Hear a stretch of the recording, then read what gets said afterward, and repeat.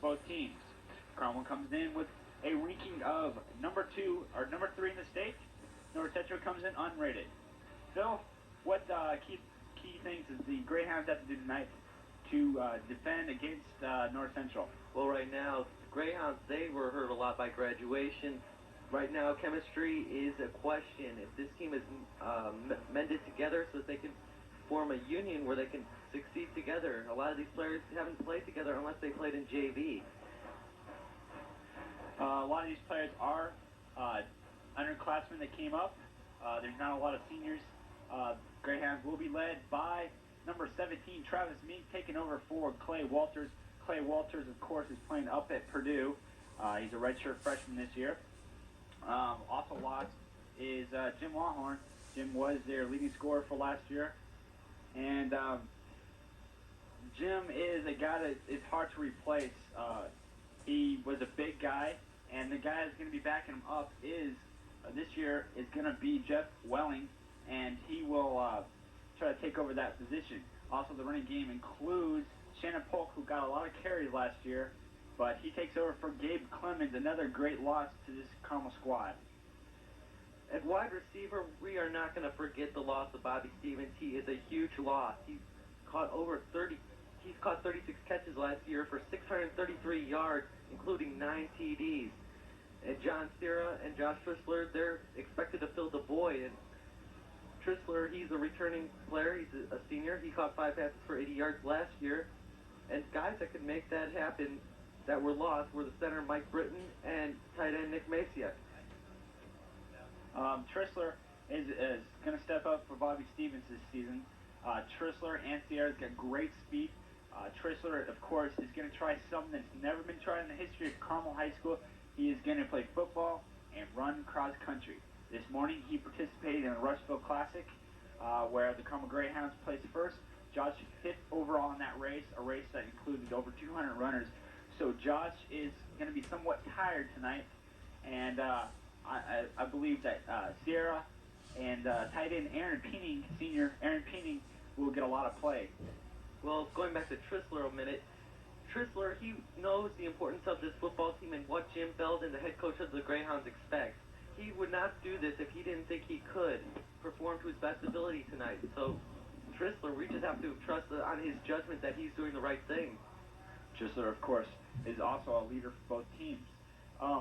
The running game, led by Shannon Polk, is going to be a major factor in the first half. Travis Meek, he's got some snaps last year at varsity level. He performed very well at the JV level, and let's see what Travis can do as soon as he adjusts to the throwing game. Then they'll switch to the throwing game, but mainly going to be trying to run the ball, especially here in the first quarter. Right, this team has to get on a roll, maybe get a few first downs, convert a few third down plays, get some confidence. That's what they really have to get early going. Greyhounds are getting set to come out to the field as they're being introduced by the PA announcer. They're lining up for the traditional stride down the marching band flag girls. The Greyhounds come off a season 11-2, where they lost to defending state to the state champs, Penn High School, Kingsman, and they are the number 1 ranked team in the state this year. Number 2 team, of course, Ben Davis, lost last night to Bloomington South. We'll have more of that coming up at halftime and during timeouts. But this Greyhound squad is anxious to get started. They had a great performance last Saturday night in the Jamboree against North Central. And North Central also had a lot of key losses from last year's team. Right, they did. They're in the same situation as Carmel. They just have to mend together, and the chemistry will work itself out. Well, the Greyhounds and the Panthers. Here comes the Panthers onto the field. The Panthers are usually a very tough team for the Greyhounds to face. There's only a distance of blocks coming. And here comes the 1996 Greyhounds onto the field. The crowd is on their feet cheering for the Greyhounds. And we're expecting a great game between two classic ball teams. All right, going to the North Central Panthers. They're led by quarterback Matt Gonzo. He's a 6'2 senior, 175. He completed 67 of 145 passes last year for 941 yards. The running game will be based upon Sean Whitlow, a 6'2 junior who carried the ball 16 times for 134 yards, and James Bach, a wideout and a halfback, caught nine passes for 111 yards. Another big factor for the Greyhounds is going to be their offensive line.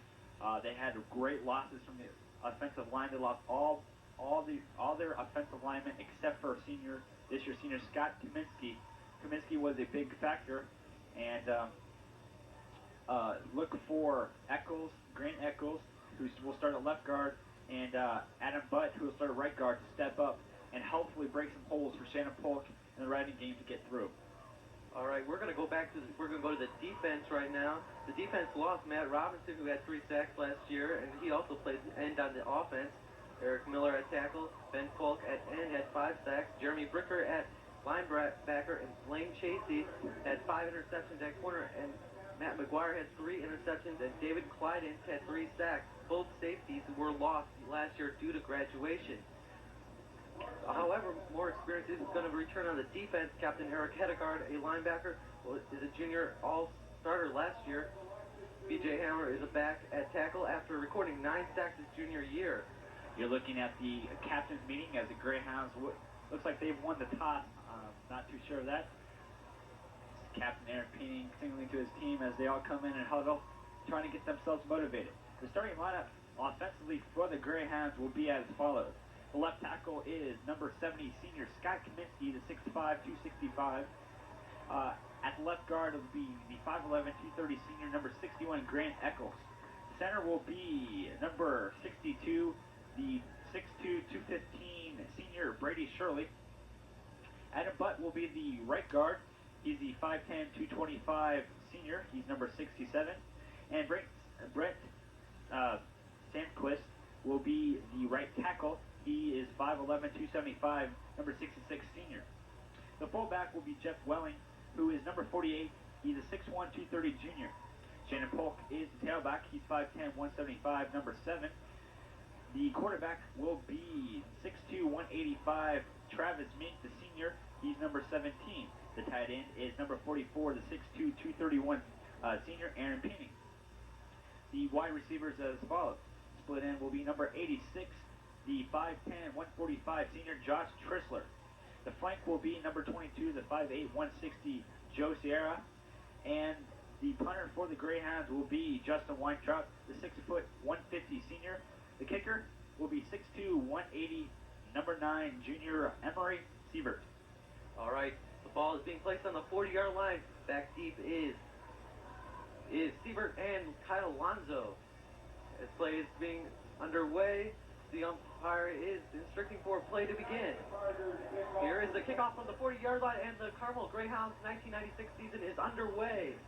The kick sailed out of bounds, I believe, and unless it was touched by a Greyhound, the ball will end up on the 35. We'll have to see the ruling. There is a flag. I believe there'll be a re-kick on the kickoff. So, great start for the season, I guess. Actually, the Greyhounds have this choice. They can either take the positioning or they can have a re-kick. So we'll have to see what they will pick. Looks like it's going to be great field position for Travis Mink as the offense will come out. Travis, as I said earlier, he's very capable. His freshman year, he did lead his freshman class over at Carmel Junior High to an undefeated season. Just one tie that whole season, which was against Ben Davis. And Travis and his offense is getting set as number 44, Aaron Peening, will come off the field, so he won't be a factor in the Carmel's first play of the season. All right, the Carmel is in a huddle. The defense is getting set. Right now, the Carmel will set up in with one back in the backfield, Shannon Polk. He's got with a slot to the right. Mink has a hard count.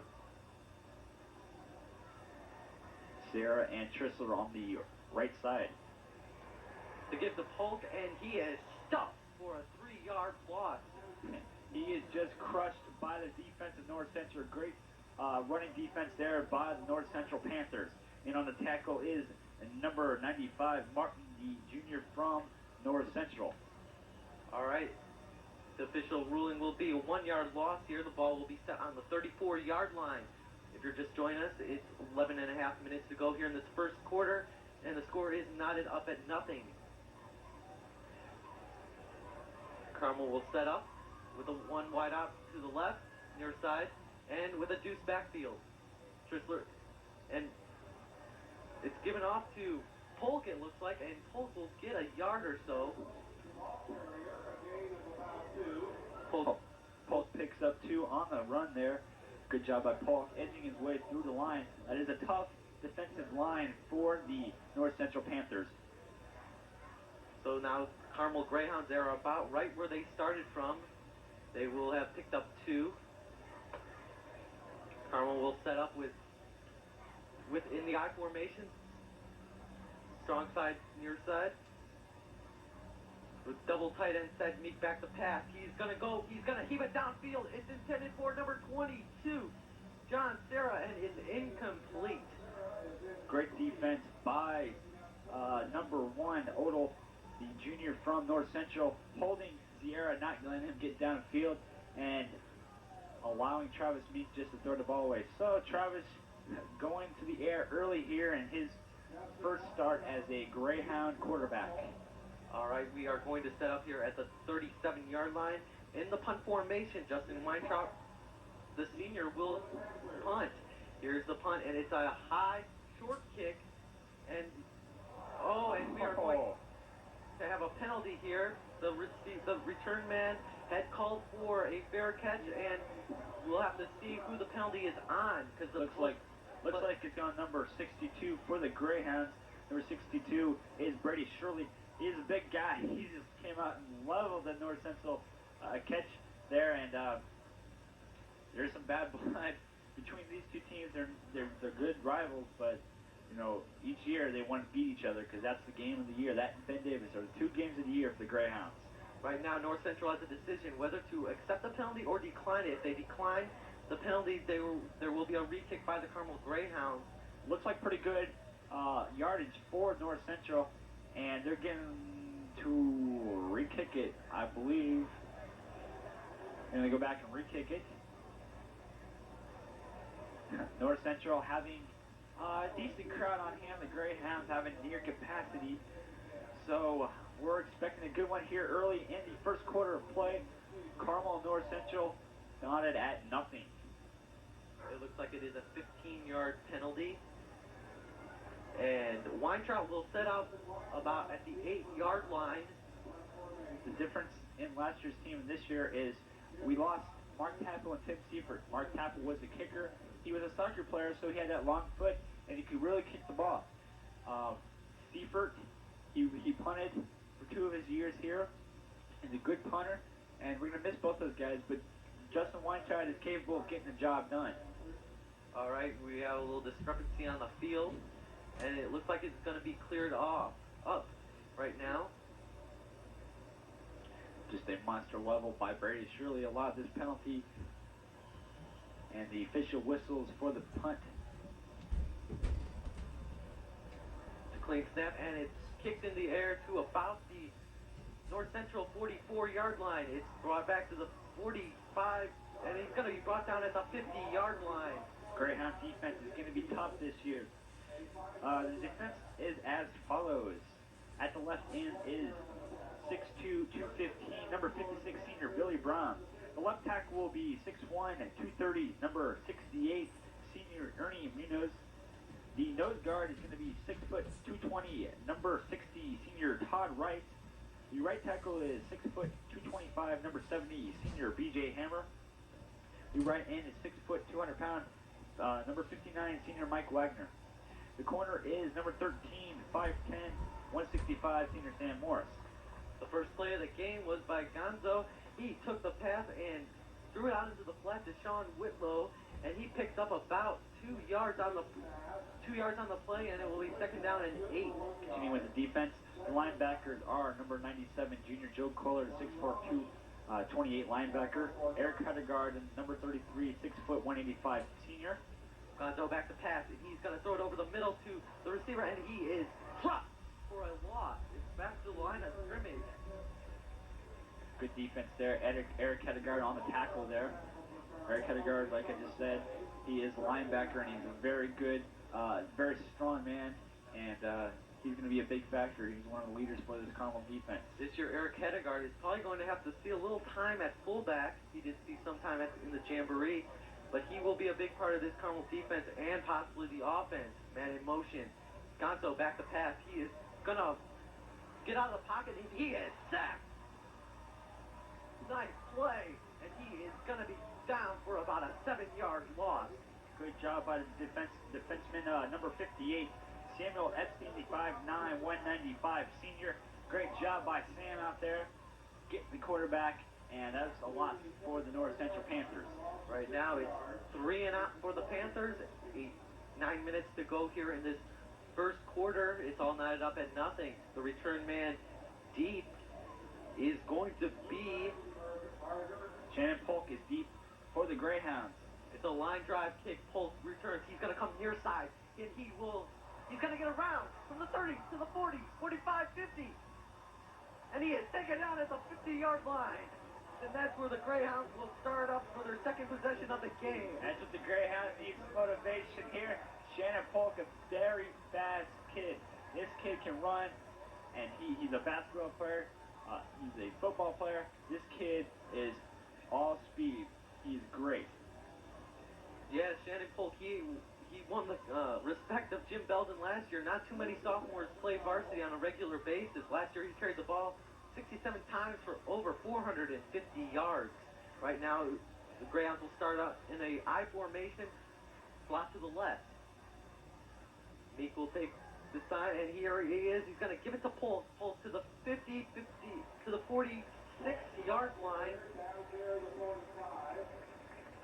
And it will be spotted at the 45.5-yard line. Looks like Shannon Polk got a little bulkier over the summer, going through those 2-a-days and that weightlifting.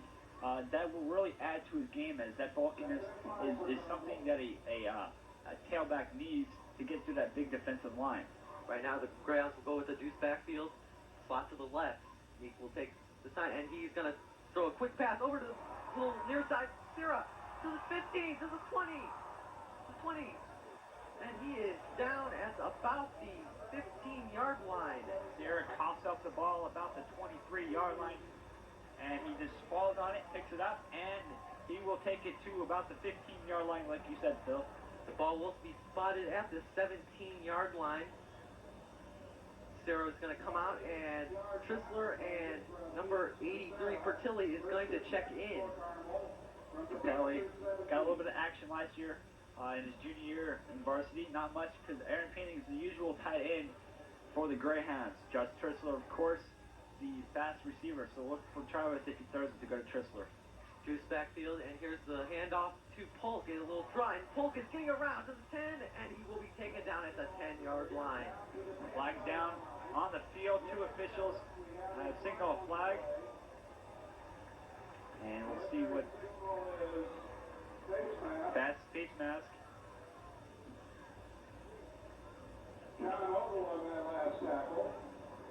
Be face masking against, we believe, Oval, but we're not sure. Greyhounds looking good here with 7:35 to play in the first quarter. You're watching exciting Greyhound action. Carmel versus North Central. No score here live on Channel 21 CHTV. There's 7.5 minutes to go here. The ball will be spotted at about the 5-yard line. It's first and goal for the Carmel Greyhounds. If you're joining us late, it's 7.5 minutes to go in this first quarter. Crowd getting into it. Is, like I said, a packed house for the Greyhounds. Travis bringing them to the line. They will go to a full house backfield led by Eric Hedegaard in the middle. Meek will give off to Hedegaard up the middle, and he is just short. Eric Hedegaard is a big guy. You don't want to mess with Eric Hedegaard. He is great for that kind of stuff, getting into the end zone in short situations. You'll see him go to the fullback or full house backfield, or at a fullback position in that kind of situation. This guy is huge. I had him in one of my classes last year, and he just towers over you. They will set up in the full house backfield once again. 2 tight end set. Meek will give it off to Hedegaard. He's in. Eric Hedegaard, number 33, the senior. scores their first touchdown for the Greyhounds in this 1996 season. The Greyhounds get on the board 6-0 over North Central. And Eric Hedegaard showing his senior leadership, playing defense, offense. This kid is great for the Greyhounds. All right, now the Greyhounds have a decision. It looks like Emery Sievert will come out to try for the point after the touchdown. This is an interesting situation. The kicker, Emery Sievert, he's a junior. He's never played football before, so Belly might be a little optimistic in the beginning. Once this kid gets some kicks, he'll be pretty good. And the kick is up, and it's a line drive right through the upright, and it is good. Emery there had to be somewhat relieved getting his first ever kick extra point conversion. That'll be a big relief. And the Greyhounds add the extra point. 7-0 for the Greyhounds. Emery this year, he's taken over for Mark Tappel. Tappel was a solid kicker last year for the Greyhounds in his first season with this team, and he's just got to be relieved. Emery did play soccer some in junior high, and I believe he's still playing soccer on some travel teams in Indianapolis, but he's going to be a good one. All he does is need to get a little confidence in himself right now in front of a lot of people. A lot of people. Big crowd out there tonight. Emery will get his first chance to kick off to North Central. Score is 7-0 here in the first with 6:44 to go. We like to thank our cameraman Dan Threckel for filming here at CHTV. I'm your announcer Kevin Smith alongside Phil Levison for the opening night of Greyhound football for 1996. The return men are Sultan Abdullah, and the other one, it looks like it might be number 15, Jacob Webb on the far side. Time to get this Carmel Greyhound defense started once again. This defense is the thing that's going to lead this team all year long. Travis not having a lot of experience. He'll get his experience over the season. The defense has got to step up and be the main key. Right. Without defense, all you're going to do is have a high-scoring game. The punt is out to Webb. He's going to take it at the 3 to the 10. 15, 20, 25, 30, 35, where he'll be brought down. Carmel showing a little leeway on the kick there.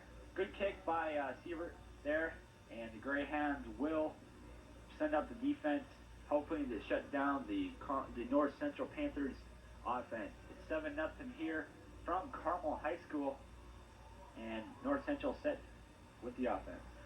Gonzo back to pass, and he is going to go to number 22 to the 22. Sultan Abdullah, and he is going to take it to the 45-yard line. It will be a first down for the North Central Panthers. Abdullah is just a sophomore playing in the slot position for North Central, so he's got some potential coming up in the future for this Panther Ball Club. This Panther Ball Club is relatively young.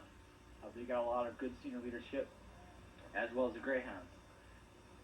Gonzo is going to give it off to his tight end, Whitlow, and he is stumped at the line of scrimmage, and he will get a loss of about 2 yards.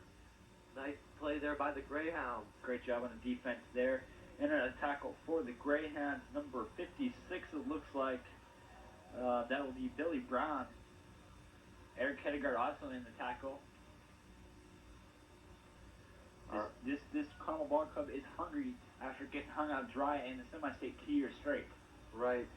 Man in motion, it's Abdullah. He's going to give it up to Whitlow, and he'll take it up the gut for about 2 yards.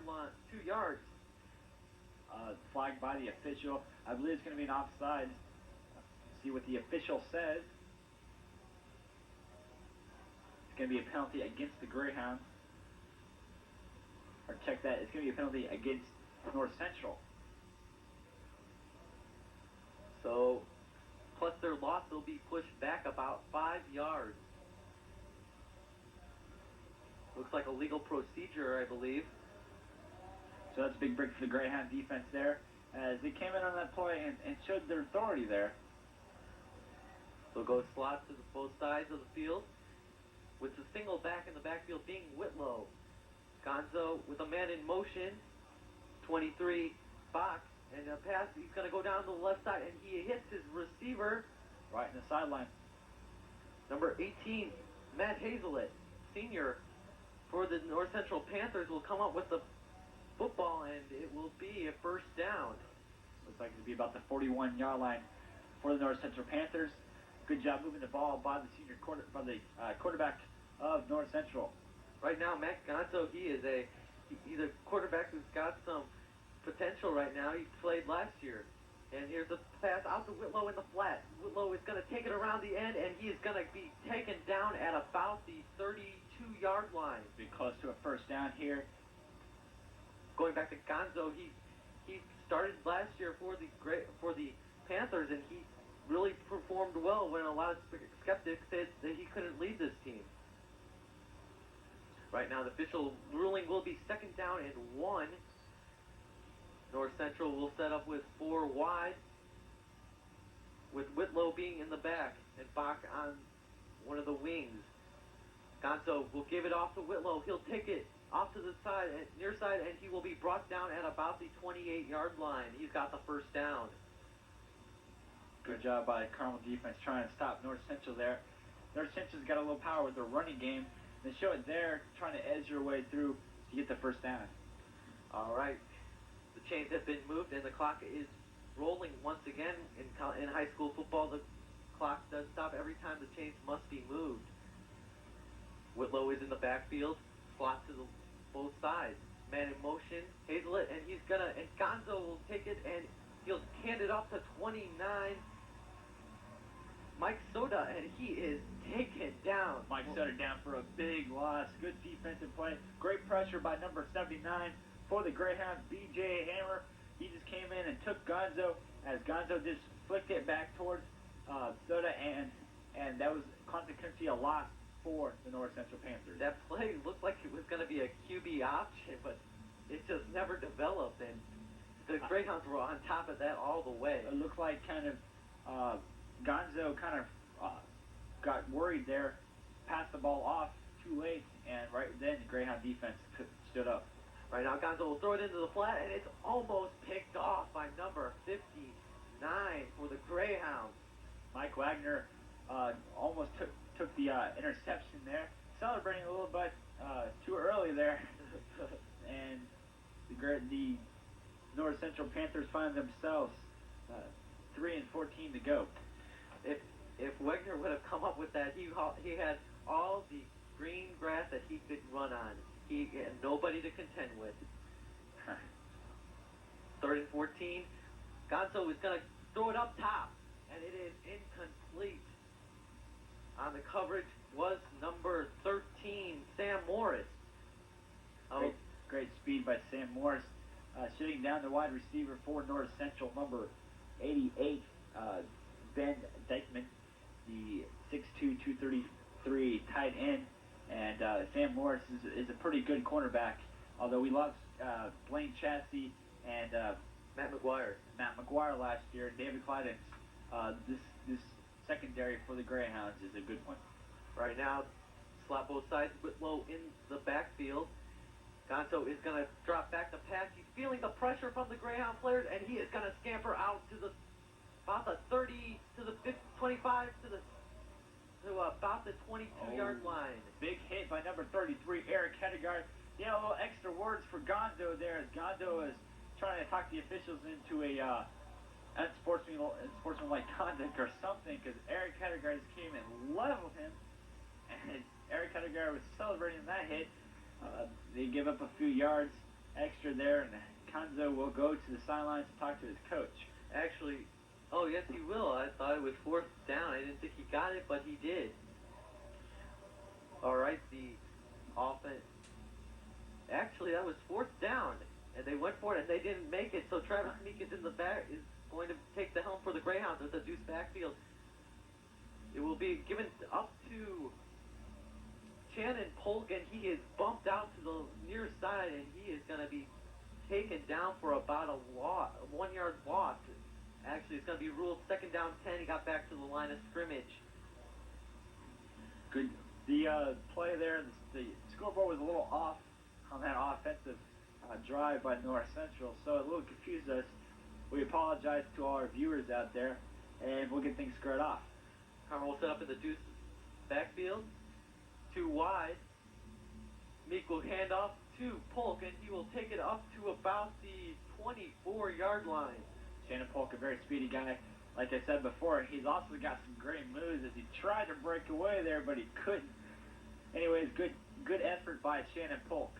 The more Polk plays, the better he'll get. He proved that last year in playing for the varsity team. He was in and out of plays, giving Gabe Clemens a little bit of a rest. Of course, Clemens has gone to IU, where he'll be one of the backs for the Hoosiers. But Polk, he just has to get more experience, and he'll be better. The Greyhounds will set up in the I formation, and it's thrown out to, it looks like Pertilli, and it's incomplete. He does go to Pertelli. It was a little short. Travis was trying to rush the throw there. Josh Trissler was in on that play there as he scoops the ball up. Josh Trissler has a dislocated shoulder, a slight dislocation of the shoulder. It has bothered him a little bit, but not much. And the Greyhounds really could use his services here tonight, although they're up 7-0.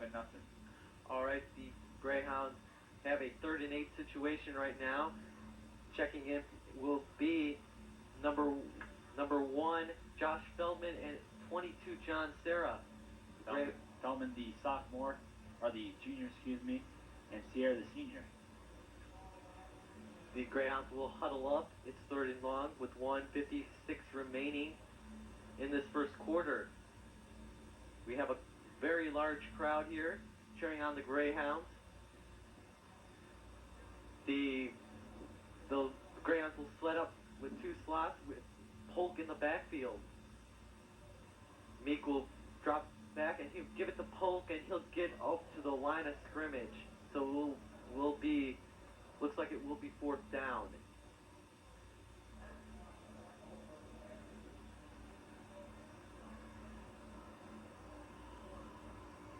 Actually, I'm sorry, it's 2nd down. As we were continuing to be confused by the scoreboard here. We'll get that worked out and try to keep you updated. Anyways, it is 2nd down, 1:27 here to go in the first quarter play. Carmel up 7-0. Carmel will set up with Polk in the backfield. Meek will do the bootleg, and he'll throw out the Peening, the senior, and he will get up about to the 43-yard line. Nice bootleg fake there by Travis Meek, and he just slung it out there to Peening in the flat and got about, we'll say about 7 yards on the play. Good job by Travis Meek there with the bootleg, coming around to find the tight end. Aaron Peening, the big fella, catches the ball, runs up a little bit, and gets knocked out of bounds. And the Greyhounds pick up a few needed yards there as they bring up 3rd and 1. The Greyhounds will set up in the full house. Eric Hedegaard is in the middle. No wideouts. Meek will call the play, and he's going to give off to Hedegaard. Hedegaard up the middle for about 6. Like I said before, Eric Hedegaard will get a lot of play. Not a lot, tremendously a lot early with the fullback position. He is a very bulky guy. He can get through that defensive line, and some of the younger guys trying to learn the system, trying to get techniques down, will follow later on in the season. Eric Hedegaard, if you're thinking that he hasn't played this position before, he played at Carmel, and he was bragging to me last year how he had like 150 yards in one half, and he was a good one. I did have the privilege of seeing him when I was at grammar school, and he was a good one. Meek will throw out into the flat and throw it to number 86, Josh Trissler, and he'll be just shy of the 1st down. Josh Trissler getting nailed by about 5 North Central defenders, trying to put a little move, razzle dazzle on the play there, and gets knocked down by the North Central defense. Good catch by Josh Trissler there. It will be 2nd down and short, and this first quarter is coming to an end. There's 15 seconds. I doubt if the Greyhounds will go back to the line. However, it looks like they're going to try to get another play off. There's 9 seconds to go, 7 seconds to go, and we are going to. And Travis Meek, he says, forget about it. Let's just start the 2nd quarter. And at the end of the first quarter, the Carmel Greyhounds lead the North Central Panthers 7-0. Carmel defense has stepped it up, as well as the play of Eric Hedegaard. Yes, Eric Hedegaard, he was a focal point of this first quarter. He scored the first touchdown of the season for the Greyhounds, and he's come up with a bunch of mind-numbing concentrate on the other team. Thanks for tuning in tonight to CHTV Channel 21's coverage of Greyhound football. Carmel Greyhounds and the North Central Panthers getting a really good battle going on here. Carmel's up 7-0. This is always a great rivalry between the crosstown foes. Carmel getting the better edge right now, leading 7-0. Right now, the second quarter is about to start. Carmel has the possession arrow in their favor. And looks like the Greyhounds will set out with Aaron Peening. So we get a look down at the cheerleaders and the senior bell ringers. Down there is Carrie Dunn, the student body president, Annie Zoll, Josh Kirsch, Sue Moon, Katie Resnick, and a few others. The traditional senior ringing of the bell gets the crowd prepped up, and the cheerleaders down there rooting on the Carmel Greyhounds. And just a reminder, coming up at the end of the second quarter at halftime, we'll feature the Carmel Marching Band at halftime with their performance. They've been working all summer hard for this kind of occasion, and they will show it off here in CHTV during halftime. The Carmel Greyhounds will set up in the deuce backfield, slot to the near side. Meek will give it off to Polk, and he coughs the ball up, and it is recovered by the North Central Panthers at about the 40-yard line. Terrible break for the Greyhounds there as they had everything moving in their direction. And the North Central Panthers do get the ball. Great play by number 31 there on the recovery for North Central. That is Lauren Rice, the 6'1", 180 senior. Greyhounds coughed it up as the offense will come off the field and defense will step back on. The last time these two teams hooked up was last year when the Hounds romped all over the Panthers 42-7. But a lot of this team has probably learned about the Greyhounds' strengths and weaknesses, and they're not going to want to let that happen again. And the give is off to Whitlow, and he will take it to the side, and he is dropped for a loss. Good job by the Carmel Greyhound defense there. And it will be a 2nd and 15, it looks like.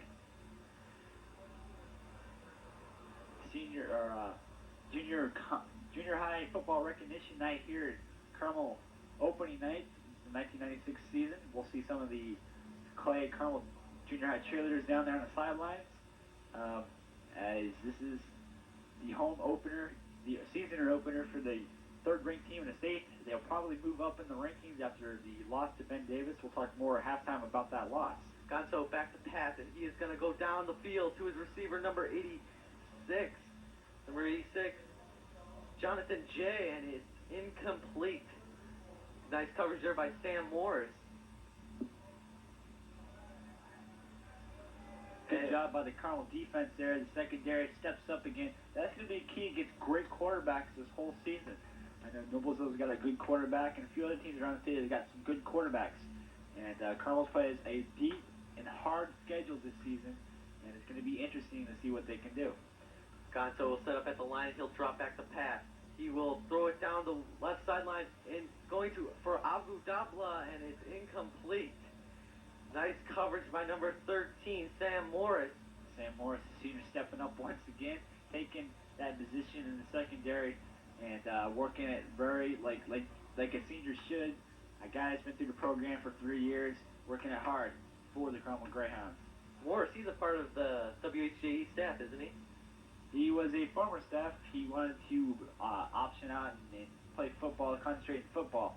The punt will be a call. It will be a large kick, and it is going to drop, and it will be down by number 9 for the Panthers, Brendan Metcalf, and it will be at about the 35-yard line. A high booming kick there, and it will be first down and 10 for the Greyhounds at about the 33-yard line.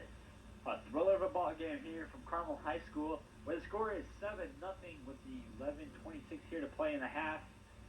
Carmel is up. North Central trying to work their way back as the Carmel offense will come back on the field. And senior leader and quarterback Travis Meek will take his group to the line. Strong side will be to the left, where there's three receivers all bunched up. It looks like Sarah Feldman. And here's the handoff. It will be to Polk, and he'll get about 2 yards before he is taken down. And a tackle by North Central's number 21, Adam Stockholm, the 5'9", 155 senior for the Panthers. 2 yards on the game for Polk. Will bring up 2nd down and 8. As we get a shot of the Carmel players coming out of the huddle, Travis will take him to the line, bringing up 2 and 8 to go. They will set up in the same formation. Meek will signal out the play, and he'll drop back the pass. And the pass is going to be going for John Serra, and it's just out of his reach, and there is a flag on the play. Looks like it's going to be possibly a pass interference on the play there, as Travis takes it downfield. Couldn't quite hit Serra, and it's going to be, see what the officials will call it here. Coverage was by Sean Odell. North Central secondary has done a job tonight for the Panthers, keeping Travis from taking the long shots. Right there, the penalty is against the Carmel Greyhounds, and it will be a pass interference, I believe, on the Greyhounds. Maybe Sarah did push off. So it will be 2nd down and 8. The play will be done over, I believe. Or maybe a loss of downs. We'll have to see if the Panthers will accept or decline the play. All chaos is going on here as they're walking the ball back. And it's going to be a penalty against the Greyhound. So it will be set up at 2nd down and 23. It's going to be offensive interference on the Greyhounds, as it could have went either way. And I really thought it was a pass interference on North Central there. Well, it looked like Sarah tried to get a little edge over the receiver, the defensive back Odell.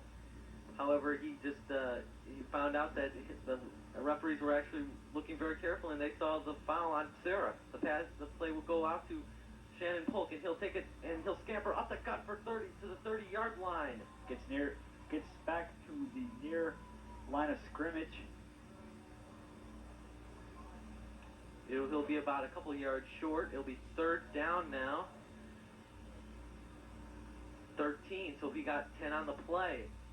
Right now the Greyhounds will set up here with Sam Morse. He's going to come out as a split end. And they're going to punt the ball, as Weintraub is back to punt. Here's the punt, and it's a high, booming kick. It'll be a fair catch called by number 23 for the Panthers, Jimmy Bach. And that's where the North Central Panthers will set up at about the 40-yard line. At the 45-yard line, excuse me. 7-0 to score here from Carmel High School. Greyhounds are up against arch rival North Central in the home opener from the 1996 season. Greyhounds trying to improve upon the 11-2 record and the semi-state loss to the state champion Penn Kingsman last year. The Panthers will go 4 wide low in the backfield. Gonzo will be forced out of the pocket, and he's going to heave it out of bounds. There's a flag on the play, and the official's going to wave it dead as the play looks like it might go against North Central. The holding call. We'll wait for the official award, as penalties are becoming a routine here in the 2nd quarter, as we've seen at least about 5 penalties already here in the 2nd quarter for both teams. All right, it looks like the penalty was against North Central. The ball will be pushed back 5 yards, it looks like, and play will resume at the 35-yard line. So it was a holding call on the North Central Panthers, and that's a break for the Greyhounds, as now the count moves to 1-20. Whitlow in the backfield. Gonzo has a man, and the play is going to be ruled dead, and it looks like North Central jumped off. Maybe Gonzo fooled them with his hard snap count, because we could hear it all the way up here, and Usually that's against that they use that as a deception for the defense to jump offside, but never for the offense. A little miscommunication there on the offense on what the snap count was. So the offense of North Central trying to gel together, as it looks like they're not used to playing with each other yet, but little things like that will improve as the season moves on. North Central will have a tough schedule this season, as they will face many of Carmel's opponents, and North Central and Carmel will be next year, I believe. They both will be MIC conference teams, and they will be seeing a lot of each other in MIC conference play. So it'll be a 5-yard penalty here. Illegal procedure against the offense, and now it's going to be first down and 25, it looks like. Big break for Carmel Greyhounds, and not too good for North Central, as they're just getting plagued by penalties.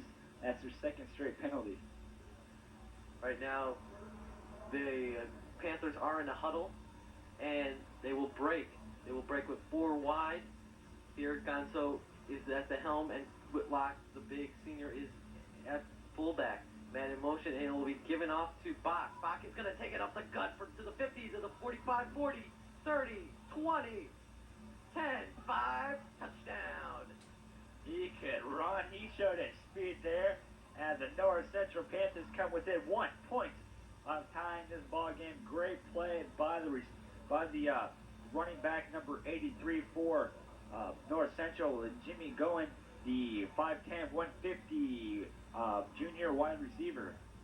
Yes, excuse me, that was going.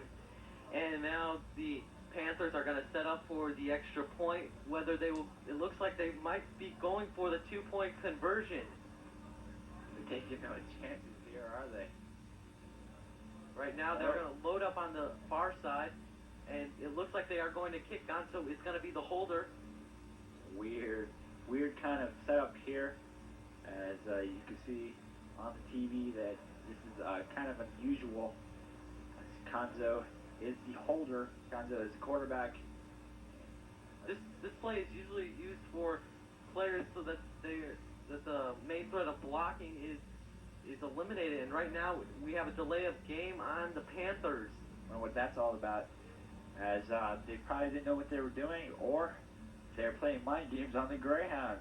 Well, this really doesn't affect the Greyhounds that much. It's just 1 point, so, or 1 or 2 points.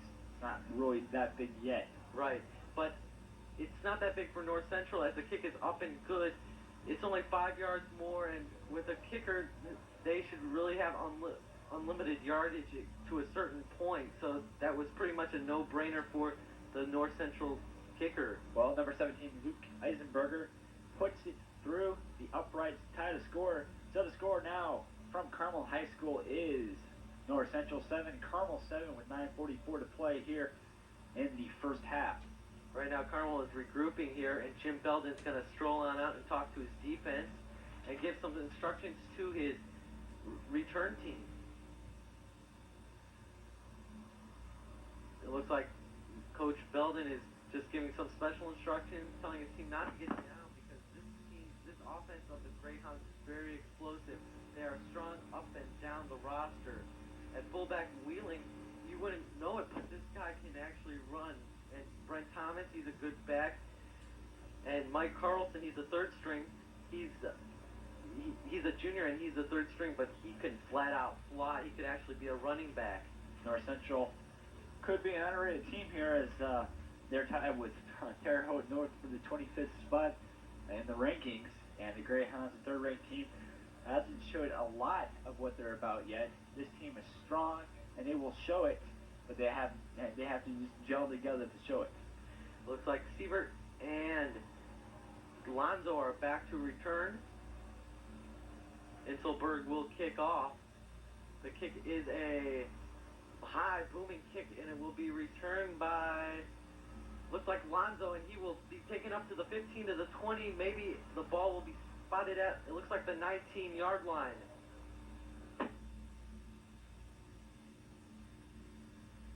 Actually, the ball was taken by Shannon Pohl. So it will be first down and 10 here at the 20-yard line. That's where the ball will be set up. the offense led by senior Travis Meek will come back on the field and try to break this tie at 7-7. And the Greyhounds really would like to go in the locker room with the lead, big as possible. Slot to the right and a I formation. The backs are. He'll give it to the back. Polk will take it up the guts to the 15 to the 25 to the 28-yard line. Good job, good run by Shannon Polk as he just finds a hole and breaks through it. Looks like that offensive line is finding the holes for Shannon Polk, and Shannon Polk is getting right through them. And consequently, the Greyhounds find themselves second, 1 to go. Yes, a good run there by Polk with a 9-yard scamper. The Greyhounds will set up at the line. Strong side will be the near side. Actually, I'm sorry, it will be a slot in both sides of the field with Polk, fake the Polk, and it will be going out, and his pass is tipped by number 13, Jim Featherson. Good job by Aaron Peeney trying to get the ball, but just hard luck for him as it just went right through his fingertips. Travis threw it just a little high, and he was double teamed, so there's nothing he could have done. So it'll be 3rd down and 1 here. The Greyhounds just need 1, and they will set up in the same formation.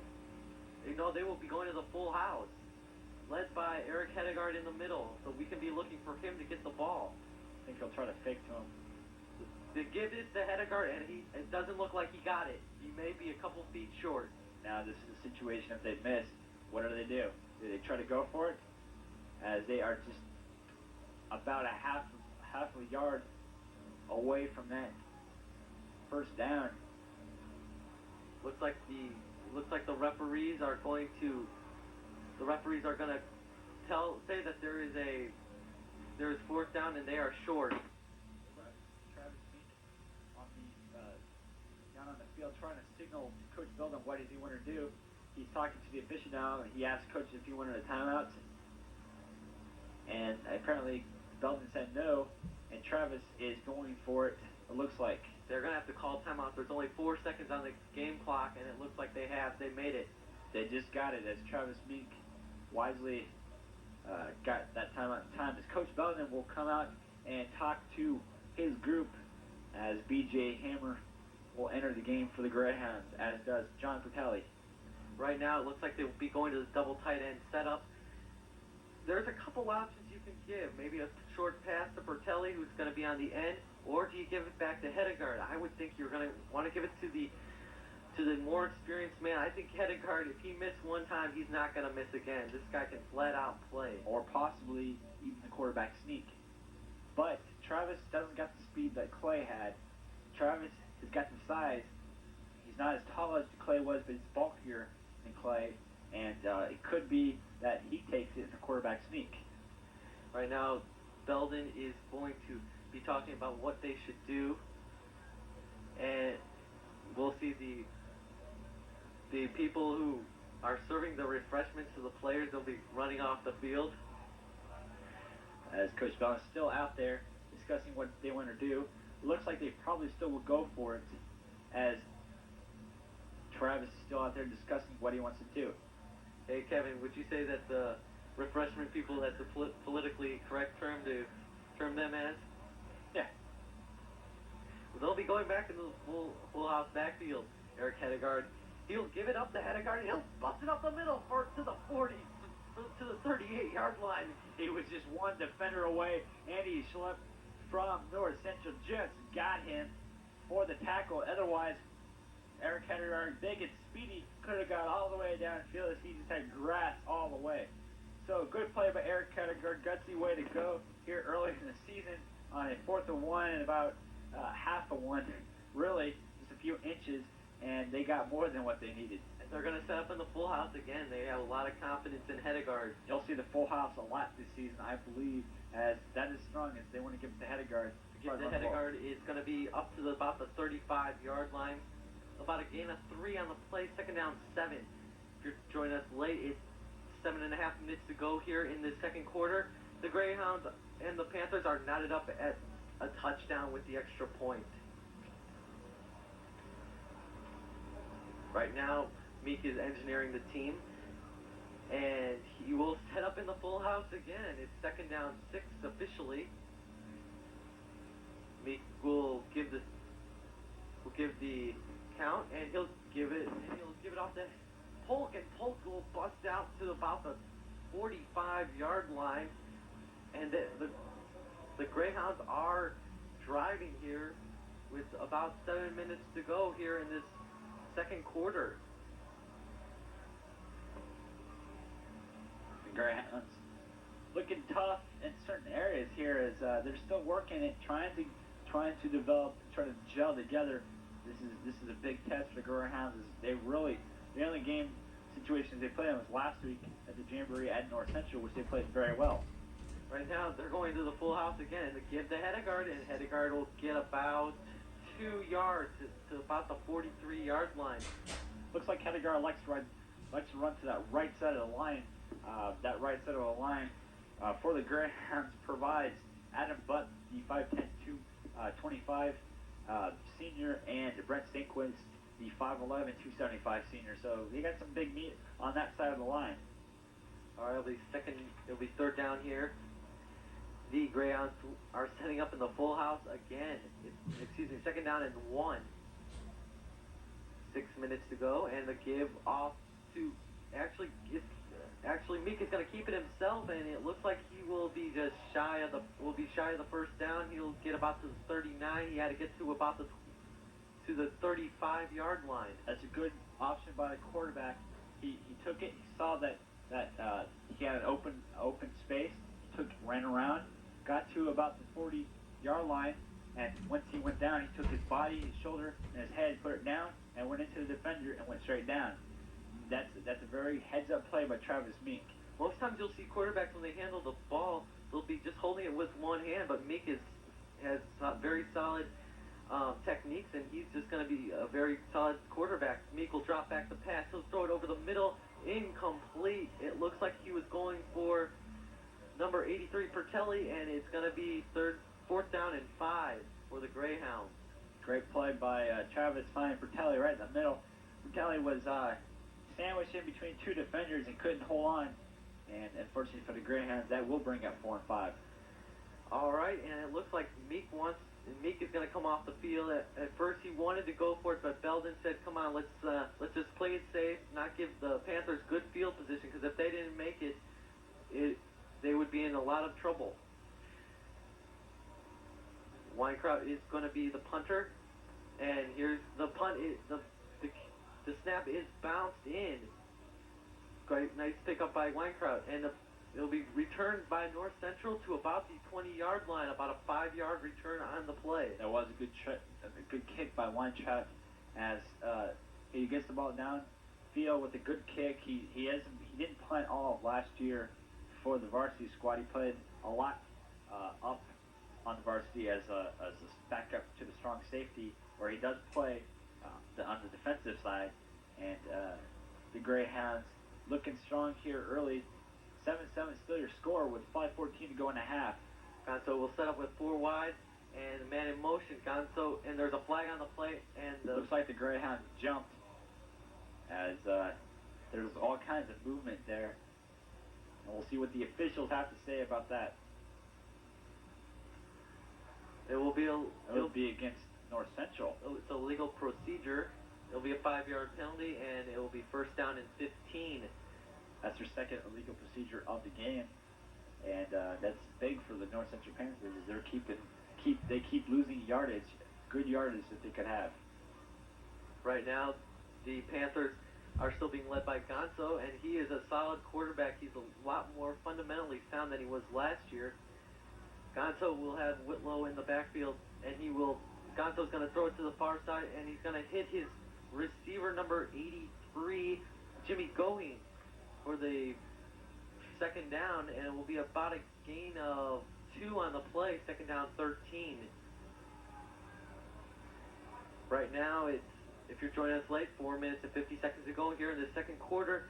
The game is knotted up at 7 apiece.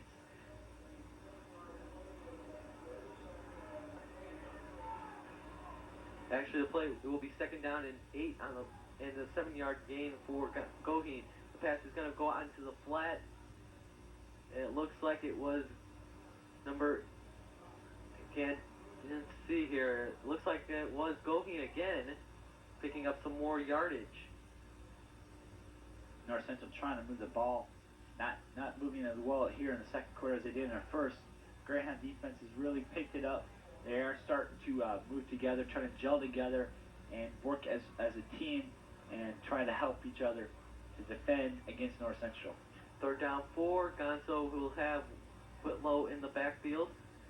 Gonzo will go back to pass, and he's going to throw it out into the flat, and it looks like it was intended for number 86, Jonathan J., and he tipped that, and in the vicinity of that tip pass was number 96 for the Greyhounds, John Rowling, who almost came up with an interception. Actually, that pass looked like it was intended for Rowling or Morris, as both were in an area, and I didn't see one North Central player near there.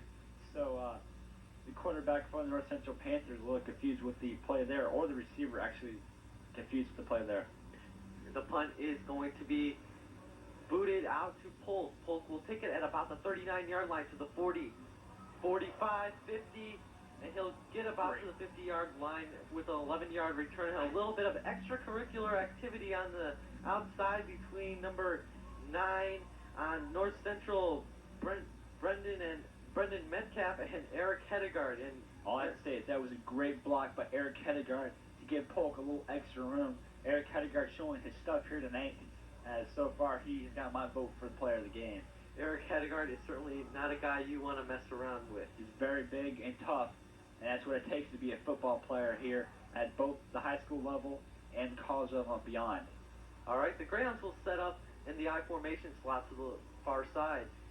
Meek is the quarterback.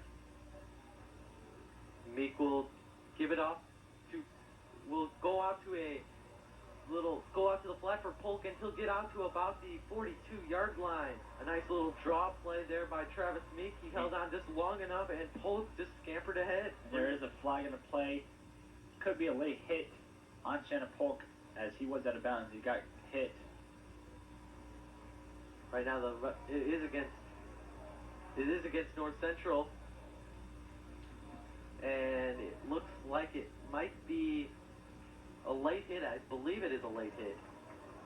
It's going to be a late hit against North Central. It'll be a personal foul. Or, excuse me, a personal foul. As both are the same, so.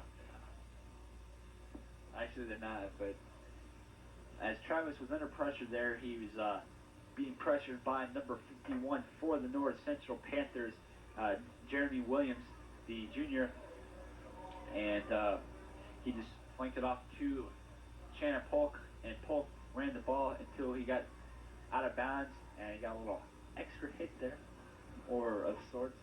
All right, the Greyhounds will set up with 4 wide. Meek back to pass.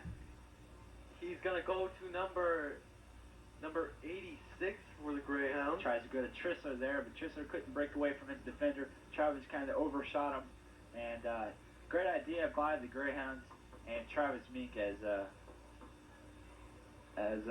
they just didn't convert that.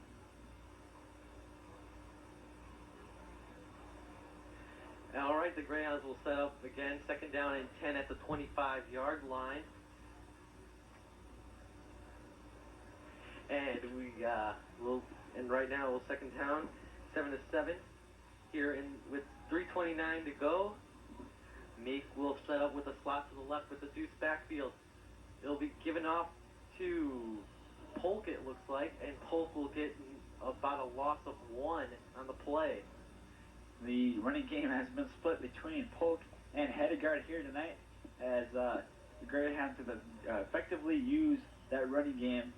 As we can see it, as the score is 7-7 here in the second quarter with 3:05 to go, as we're nearing halftime. And just a reminder, coming up at halftime, we'll feature the Carmel Marching Band, and they will be here live on CHTV. All right, the Greyhounds will set up with 3rd and 11, and right now, Meek did not like the setup of the Greyhounds' offense, and he wisely called timeout. That's his 2nd of 3 that he has left. He has 1 left, so Right now, Coach Belden is going to come out and talk to his players, and the players will get a little bit of liquid refreshment. The Greyhounds look a little tired here, as they really haven't been in this intense game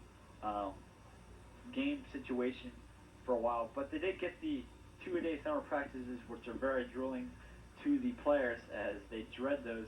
But it helps these players come November, come tournament time. Right. This team, they've been together for about the month of August, having about 2 or 3 practices a day, and just instead of having one long practice, it gives you the opportunity to rejuvenate yourself and get back to where you were, because you learn what you did wrong, and then you have another practice to redeem yourself. Right now, Coach Belden is still out with his players, talking to his commander-in-charge, Travis Meek. It looks like 22 Sarah has checked into the game, and Coach Belden is going to depart. 2:48 to go, and the Greyhounds have a 3rd and long. Right now, they'll set up 3 wide. Sarah and Feldman will be in close. The pass, Meek is going to go out into the flat to Josh Feldman to the 30-yard line, 20-yard line. What a way to bring him down. He just got slammed to the ground by the North Central defender as Josh Feldman just steps right back up and walks toward the sideline. And that was a big play for the Greyhounds. Yes, it was. It looked like one of those wrestling techniques where you just sling a player down. Bring him down to the ground, and no call on that play, as the offense will pocket over and see what they want to do with 2:40 here in the second quarter. Right now they're at 4th and 1. It wouldn't surprise me if they're in the full house backfield, and yes they are. They're led by senior captain Eric Hedegaard. Eric Hedegaard is going to get the carry. He's going to take it up the gut, and it looks like he got it. Looks like he got it, and we may have a measurement. Right now, a timeout was called by the Greyhounds. It's at 2:34. From here, it looks like he pretty well cleared that. The Greyhounds do pick up 1st and 10 of the crowd, now realizing that the Greyhounds have picked up that 1st and 10. All right, the Greyhounds are at the 14-yard line. And the clock, actually, it was an official timeout to see if the ball had crossed the plane which they needed to, and it's at 2:26 right now.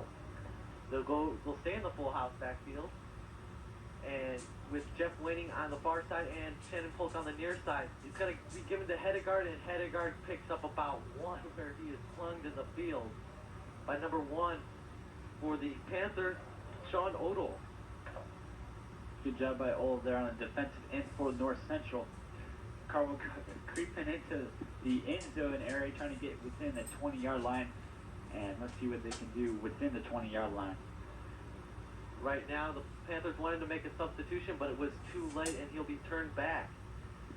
They'll stay in the full house backfield, and Meek will give it off to Heddick. Will keep the ball, and he'll throw it out to Bertelli, and it's dropped. Oh, what a play by the North Central defender back in the secondary, as he just nearly comes up with that.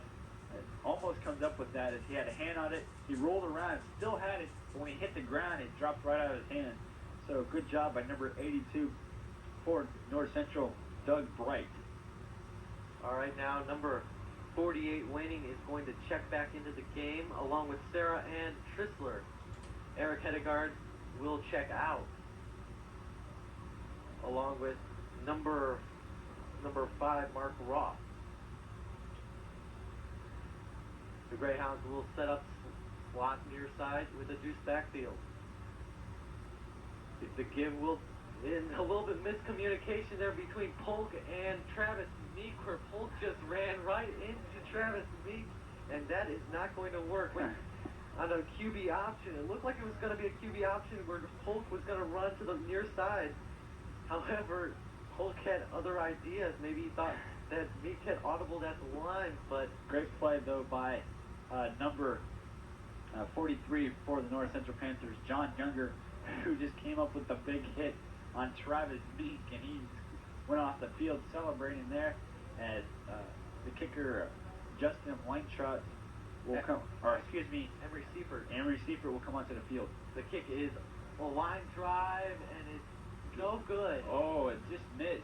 A 38-yard attempt is no good by Seibert. The holder was Nick Blake. It was a clean exchange, however, they just could not get it through. It was more of a line drive type kick. Good effort, though, by Seibert there. I mean, he's going to have enough time in the next 2 years to make plenty of those. That would have been a big kick here to take him in with 49 seconds to go into halftime with the lead. But looks like, as of now, they're going to go in the lead, or into halftime, tied 7-7.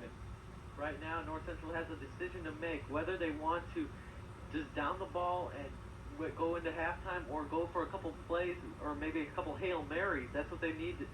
The play is going to go off to Whitlow. He's going to take it around the side to the 30-yard line, and he'll be dropped for about a 7-yard gain.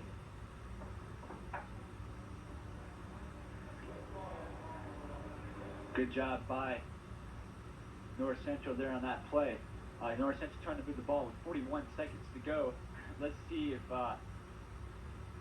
the quarterback is going to go downfield, as Gonzo has the arm to go way downfield, but he hands it off to Whitlow, and Whitlow is going to bounce outside, and he'll get about 4 yards. And actually, they did get the first down on the last play.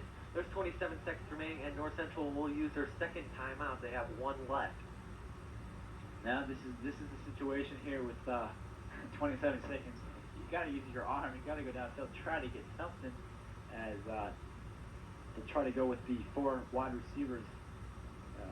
That would be the wise move to do if they do. But look for them to try to run the ball. That's what they've been doing ever since the midway through the second quarter. So it'll be interesting to see what the North Central Panthers can cook up here with 27 seconds to go. Right now, I think they might just play it safe, because if they try to go downfield and maybe Gonzo gets nailed, they lose their quarterback. Because if you're going to throw downfield, that takes some time. And Gonzo, he does have the mobility to get out of the way, but if he gets sacked for a loss, the Greyhounds, they have a lot of guys up there that could do some damage. So it's going to be a little bit of a call here for North Central, and they're going to go 4 wide, and it looks like they may be trying to do something here. 27.3 seconds to go here in this first half of play. That's what I thought. They would go 4 wide, and Conzo's going to try to air it out here. Let's see what kind of arm Conzo has here. Let's see what kind of secondary we have. This is what it's made of. Close games at halftime, you know. This could easily be a second half score. Gonzo's going to give it off to Whitlow again, and he'll get up to about the 45 to the 50, and he'll take it into the Carmel 45-yard line. What a great play by the senior quarterback, Conzo, and the North Central Panthers, as they fooled the Carmel Greyhounds somewhat, as they went 4 wide, and they handed it off to the running back for North Central, number 44, Sean Whitlow, the fullback, and picks up the first down for the Panthers. Right now, the clock has stopped due to a timeout by North Central. It looks like they have used their last one. It's still knotted up here at 7 with 20.3 seconds to go here in this first half. Right now, it looks like Coach Fox is out there, I believe, giving the defense some instructions. He is the defensive coordinator for the Carmel Greyhounds, as the Greyhounds, they got some breathing room to give with 20.3 seconds. They have to keep, Conzo has to air it way downfield to a receiver to get them a touchdown. So it's not really a bad situation yet. Well, if you're North Central, you're going to try to get, if you're going to pass the ball, if you want a short pass, you're going to have to get it out to the near side or the far side where your receiver can get out of bounds and stop the clock. They are still going to go 4 wide with Whitlow in the backfield. The Carmel offense will set up in a zone formation. Right now, Gonzo has Whitlow in the backfield, and he is going to drop back to pass, and he's going to be rushed. It's number 59, or 56, and he's dropped by number... What a play by number 56, Billy Brown. Billy Brown, the big defender there. What a play by Carmel. Shutting down all the options for Gonzo. Gonzo could not find anything. He started running for it. He fell. He tripped over his own foot, fell down, and nearly coughed up the ball for North Central. Actually, North Central had one more timeout to give, and with 3/10 of a second remaining. Gee, I wonder what they're going to do here. I think it'd be wise to go way down the field and see what they can do. Right now, the Carmel Greyhounds will check in Sam Morris. He will be trying to take away the long pass from Gonzo. Right now, Coach Fox is giving them some more instructions on what they should do. And Gonzo, it looks like it's going to be his call. They will probably air it down the field, or they may just take the kneel down and go into halftime, knot it up at 7. They're at the 50-yard line. Second down at 13. Well, that really doesn't matter right now. They could be down second down at 40, 50 or 40 or something. Because we both know what's going to happen. The smart thing would be just to kneel down and go into halftime. I mean, that's traditionally what you would do more of a college level or NFL level. This is high school; they're still experiencing. So you might see that Kanza go wide as he has 4 wide receivers. Gonzo's going to drop back, and he's going to be chased out of the pocket, and he's going to go. Gonzo is going to throw it out of bounds and nearly hits the rough. As that will end the first half of play, as the Carmel Greyhounds will rush off the field with the score 7-7. North Central and Carmel. What a battle here from Carmel High School. Right now, Kevin, you saw the game last year where the Greyhounds romped all over North Central by about 4 touchdowns of 42-7. But what do you think the Panthers have learned about this experience?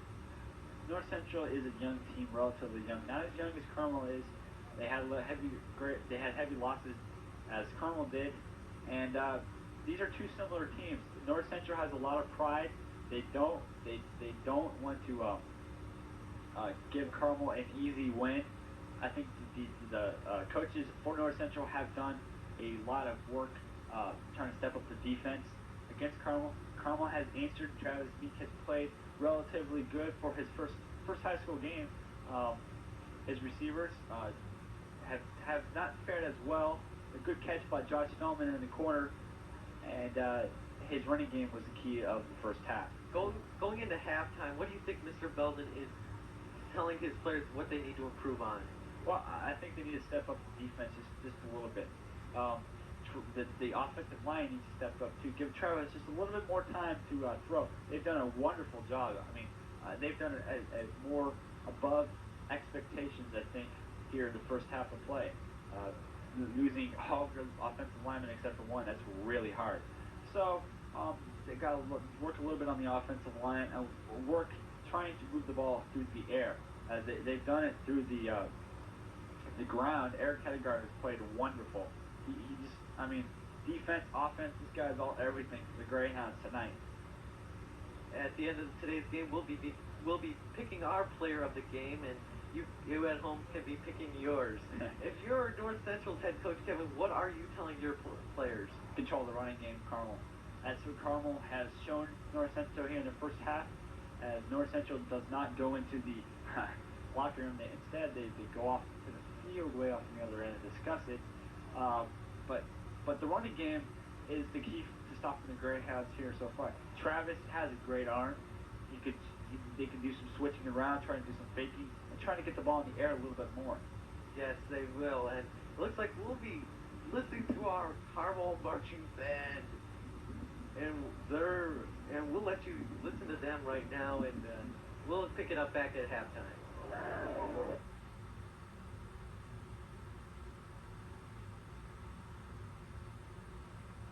Here at Carmel High School Stadium, where the Carmel Greyhounds are tied 7-7 with North Central. North Central Panthers and the Carmel Greyhounds in a great battle of the gridiron. We've seen good spots, bright spots, and bad spots for both teams here in the first half. Carmel will come out hopefully in the second half focused and more aggressive and bring home the first victory of the season. Carmel's season is going to be a rough one, as they've scheduled themselves some great games along the season. Next week, CHTV and WHA will be presenting the Friday, September 6th, 1996. Will be at Huntington North at 7:30. That's the Olympic Conference matchup between Huntington North Vikings and the Carmel Greyhounds. After that, the week of of the Evil. Friday the 13th, we'll have another great matchup here at home with the Noblesville Millers, another rival, which Noblesville is supposed to be a tough team this year. They lost a lot, as did the Greyhounds, but they're still supposed to be tough. And the Carmel Greyhounds will hook it up at 7:30 here at Carmel. Of course, following that will be the Warren Central game September 20th. That will be 7:30 at Warren Central. After September 27th, the Greyhounds will host Muncie South, another Olympic Conference team. October 4th will be Connorsville at 7:30. Greyhounds haven't played Connorsville in a while, and it should be an interesting matchup as Connorsville, the Connorsville Spartans are a competitive team, and they can compete with the Greyhounds this season. After Connorsville, on October the 18th will be the second consecutive away game. It'll be at Jay County Olympic Conference matchup. As we got a nice shot of the bell, cameraman Dan Sarkel. And following that will be the regular season ender, a big one. And last year I was away for that one. Here comes the Greyhounds on the field. But the game will be here against Ben Davis, the second-ranked team right now, although they lost last night to Bloomington South. We're going to go over some of the scores from last night's team as the Greyhounds will get set to prepare for warming up for the second half of play. Last night's action, the number one team in the state, the Penn Kingsmen, a team that knocked off Carmel from the state championship last year in that semi-state battle, a great battle up in the semi-state, won over 20th ranked Mishawaka 49-0. So the Kingsmen pound Mishawaka. Brebeuf loses to Speedway 30-0. Warren Central, the team that Carmel will be seeing in a few weeks, edged out Warren Central in a great battle of two underrated teams. Westfield, a local team around here, just beat up on Westfield 28-8. Zionsville just crushed Western Boone 21-0. We've seen a lot of big scores from a lot of little teams. Elsewhere, Olympic Conference foe Anderson-Madison Heights beats Anderson. Bloomington South, of course, edging out Ben Davis 28-27 in 2 overtime. What a great battle between those two teams. Bloomington South is, I believe, 17th ranked in the state, and they will be a very competitive team. As we look down, the Greyhounds are getting warmed up, and the music being played by the marching band, trying to pep the crowd up. Here comes North Central as they're starting out. Cheerleaders are trying to prep up the crowd on hand, on their feet, cheering on the old Carmel Greyhounds. Elsewhere in other action, Center Grove, a very highly rated Center Grove team, and a very good Center Grove team, just knocked off Greenwood 23-0. Decatur Central over Southport 27-7. Evansville Harrison over Jeffersonville 57-7. What a blowout there. Fort Wayne Center, a team that Carmel saw last year in the regionals here at Carmel High School, a great thrill of a ball game where Carmel won in the last seconds. And the 4th-ranked team in the state just crushed Fort Wayne Lures 32-14. Hamilton Heights all over Tiffany 13-12. Hamilton Southeastern edges out Noblesville 22-7 in the 4A 5A matchup. Huntington North, the Olympic Conference team, and the Carmel Greyhounds next rival all over Marion 24-6. Arlington is Downs Manual 28-6. Cathedral outs Chittard 33-8. Northwest over Broad Ripple 2-0. And a weird kind of score. Pike 2-0. That's what it says.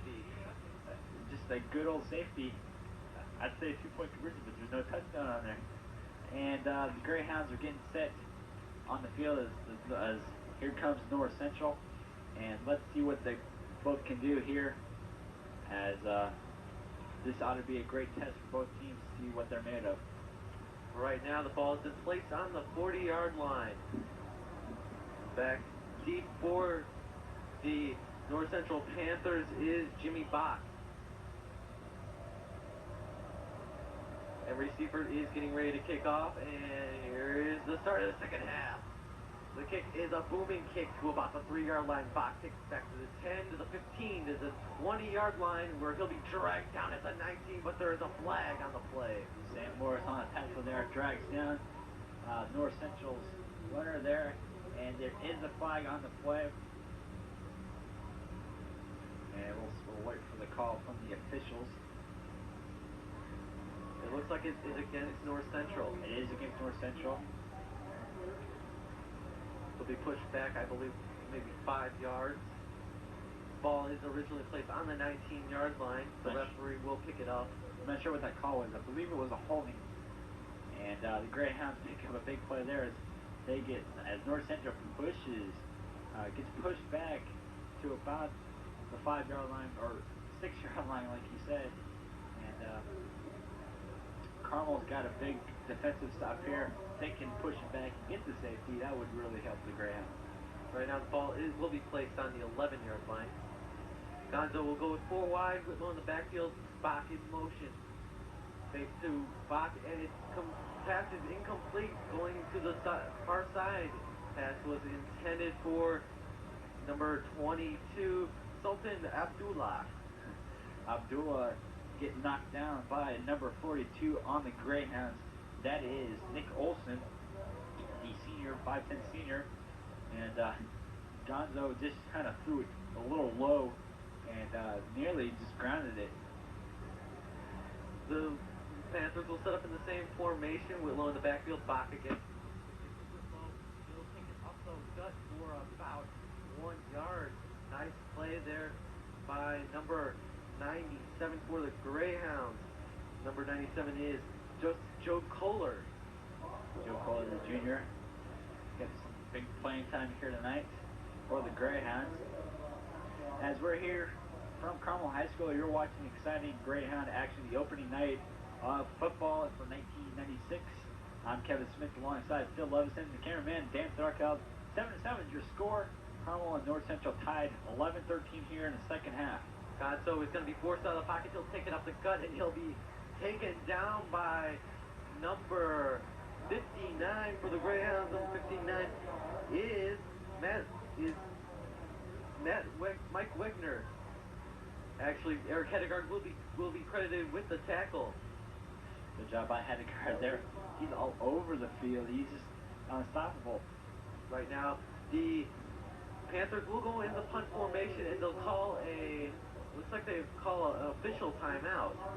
As it might be an equipment problem for North Central, as the officials is over there with the North Central player, checking him out, and looks like he gets everything straightened out.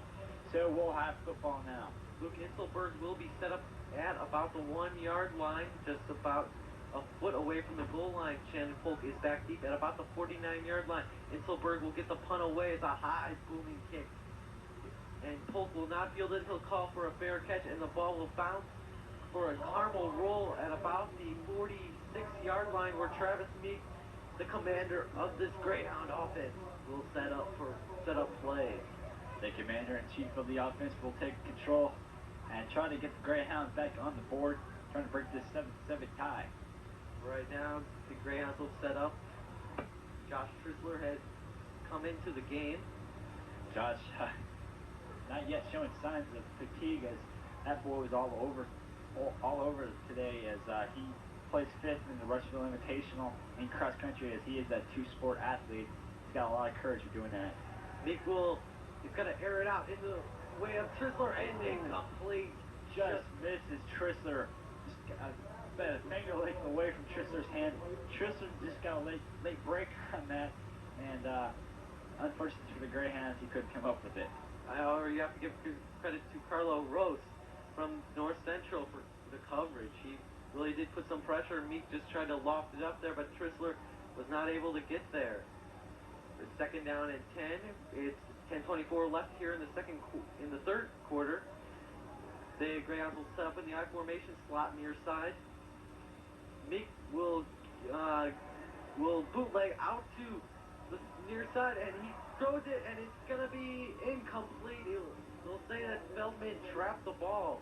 pass was intended for Feldman, and he just nearly came away with a great catch. Good job by the officials seeing that play there, as they looked like they were a little out of position, but they saw the play as it did hit the ground and bounced into his hands.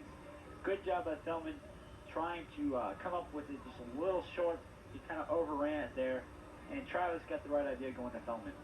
Right now, it will be third down at 10. 10:15 to go here in the third quarter. We are in the second half. Right now, checking out of the game is Welling.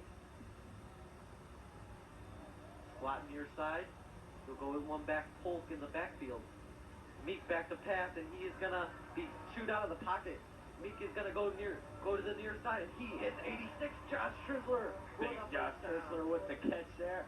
Good shot by Tris, his first reception of the year, as he just breaks the receivers away, or breaks the defense away to become the receiver of that beautiful pass from Travis Meek. Meek did a great job of reaction, rolling to the outside after being chased out of the pocket. Right now, big Eric Hedegaard is checked into the Carmel lineup. Eric Hedegaard, it looks like we will be going to a full house backfield. Bertelli in again for the Greyhounds, as he comes in for Trisler. He'll be on the far side. The give to Hedegaard. Hedegaard will take it up, and he will be dropped, and he'll get the first down. 4th and 1. Trisler did not get the first down. He was about a yard short, and Jim Belden elected to go for it, and Carmel Greyhounds benefited with the play going to Hedegaard. Hedegaard is one of the most reliable backs right now for the Greyhounds, and Belden won't hesitate to go to him. Hedegaard doing the full house backfield, as a lot of teams scout the Greyhounds. They're going to see that, and they're going to try to stop that. The Greyhounds have got to work on trying to get different sets, trying to get the Hedegaard the ball more in different ways. Yeah, Hedegaard's doing a little Dion, playing a little defense and offense. I formation slot to the far side, but give up to Welling, and Welling will take the ball and go about to 6 yards, 2nd down 4 for the Greyhounds. Good job by the Greyhounds. Travis faking to Shannon Polk and giving it to Welling, and picking up the yardage there. It looks like he'll pick up 5, bringing it up to 2 and 5 to go. The only difference between Dion and Hedegaard is Hedegaard doesn't get paid to play. Or all the endorsements. Well, we'll see with the deuce backfield and the slot to the near side. Meek will engineer the team. He'll pitch it out to Polk. Polk will take it to the near side and take it to about the 23-yard line. First, it looks like it'll be a first down for the Greyhounds. We'll have to see the official measurement. Nice job there by Polk, accelerating, going to the outside, and just getting the first down. Good job by Shannon Polk. He has become a strong leader for this team. He's only a junior, and his running game as much as a senior. It looks like there's a flag out on the play. We'll have to see if there's a penalty. Actually, it's going to be a penalty, and we'll have to see who it's Looks like against. it's going to go against the Greyhounds as they march back. And that's not what they wanted here at this set. The ball will be placed all the way back to about the North Central's 39-yard line. Looks like a 10-yard penalty on the Greyhounds. And Trisler, Bertelli, and Sarah will come in, and I believe they'll probably go to the 4 receivers. Right now, Whaling is going to check out of the game, and they will go to 2 receivers with a split end and a tight end. Bertelli being the tight end out of to the far left. Meek is going to bootleg, and he's going to be brought down by the North Central defender. Nice job by number 55 for North Central. 55, of course, is Adam Sager, who applied the pressure to Travis Meek, and Meek just threw it into the sideline, Carmel sideline, and not getting a sack and not losing any yardage on the play. That was good defensive play there. But Travis, not having the experience that Clay Walters had his senior year, realized that the down would be more yards back and threw it out of bounds, and not only stopped the clock, but didn't get the loss. Well, actually, this time of the game, stopping the clock is not really that important. If you were in the 4th quarter and you were down by a couple, that was a good play. Right now, the Greyhounds, they fumbled the snap, or actually, it looks like a little discrepancy. Meeks dropped back, and he did not have the ball. And I guess if you want to pass the ball, you're going to need to have the ball. Oh, well. So little miscommunication between Brady Shirley and Travis Meek there, and legal procedure will be called against Carmel, and that will move back even further. So that'll be 3rd and 20 for the Greyhounds, as Fellman and Alan Struck will come out of the game for the Greyhounds. All right, the Greyhounds will have to at least get to the 35, or probably about the 30-yard line in order to give Seaford a chance to even attempt a field goal. Back to pass is Meek, and he's going to be chased out of the pocket. He's going to keep it downfield, intended for number 88. 83 for the Greyhounds. No, check that. It was 88. Sorry. Oh, it was 88. Well, that's all right, Kevin. We do have to kind of... no, check that again. That was Trissler, as numbers from up here are a little hard to see, as we're not used to it this early in the season, trying to get our eyes adjusted. Trissler was nearly getting the grab on that one. Again, off his fingernails, and Weintraub is back to kick the punt. Another low snap by Shirley, and he'll boot it out to Jimmy Bach, and he will take a fair catch at about the 16 or 17-yard line, and that's where Mike Gonzo is going to take over the helm for the North Central Panthers. It's 8:23 to go here in this third quarter. Where the game is all knotted up at 7. The Carmel Greyhounds, offensively, Travis Meek and his receivers have got to get the timing down. Once they try to get their timing down, get their plays better known, then they'll start throwing better and get the patterns set. All right, the Panthers will go 4 wide with Whitlow in the backfield. In motion is Bach, and it's going to be given up to Whitlow, and Whitlow is going to... Actually, it was given on the reverse to Bach, and Bach, or to Gonzo. He kept the ball on the option, and he got nothing. About a loss of maybe 3, maybe 4. Good job by Carmel there with the defense. Looks like he was taken down by 33, Eric Hedegaard. No, they'll spot it on the line of scrimmage, it looks like. In motion is Abdullah, and being chased out of the pocket, and a sack for the Greyhounds. Yeah, nice sack for the Carmel Greyhounds. And we can't tell who it is as big number 96 for the Greyhounds. That'll be John Rowling, the 5'11", 195 senior, and he's down there celebrating with his team. That was a big blow for the North Central Panthers. Checking out of the game is Joe Kohler, and it's going to be a 3rd down and long, a very long 17 yards. Looks like Gonza turned his head a little bit, and when he did, Rowling came up and knocked him down. The pass is going to be intended for Bach, and he is going to be behind Bach, and it's going to be a 4th down at 17 yards. Now the punter, Luke Inselberg, is going to come into the game, and he will go into the punt formation about 5 yards into the end zone. Shannon Polk is camped out at the 45 of North Central. It's a good snap. Inselberg will unload a high moving kick. Polk will kick it at the 40, and he is knocked down at the 40 by number 88. Sean Denny, and that's where Travis Meek the commander in charge, will take over. Travis Meek trying to get the offense started here in the second half. 7:02 here to go in the third quarter. 7-7 is the score. Carmel and North Central in just a great battle. A lot of experts expected Carmel just to roll over North Central, but a lot of people don't know that Carmel suffered a big blow with graduation, losing a lot of seniors. The Carmel offense will go into an I formation, slot near side.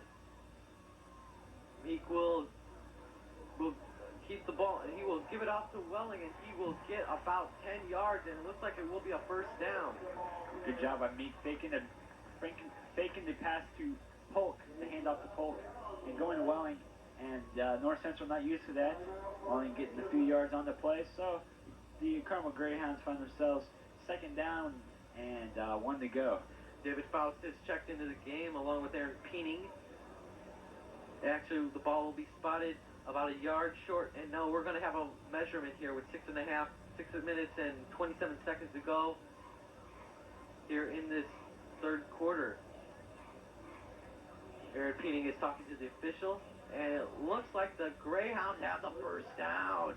Good job by the Greyhounds asking for the measurement, and actually they got the first down at the 32-yard line of North Central.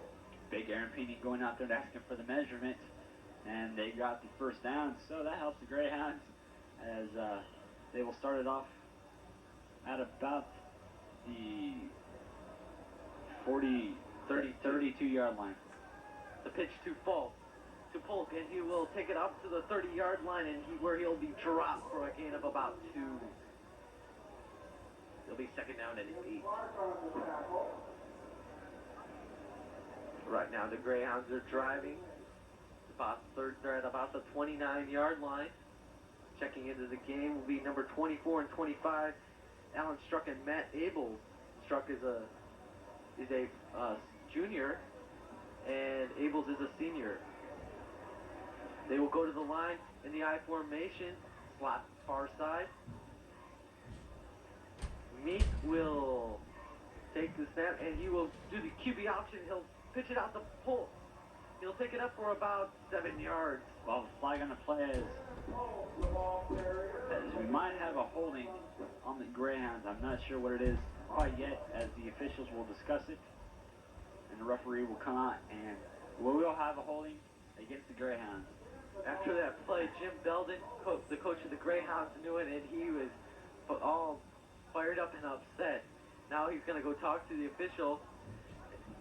He's not too happy with his group of guys out there, as great yardage, and they have to get themselves set back 5 more yards. So the Greyhounds are looking kind of tired here in the third quarter, as they've had a lot of time playing. They haven't played this much all season long. This is the first game of the year, and besides the Jamboree last week, this is their first field experience. Right now, checking into the game will be John Serra and Josh Trisler. The Greyhounds will line up in the I formation, slot near side.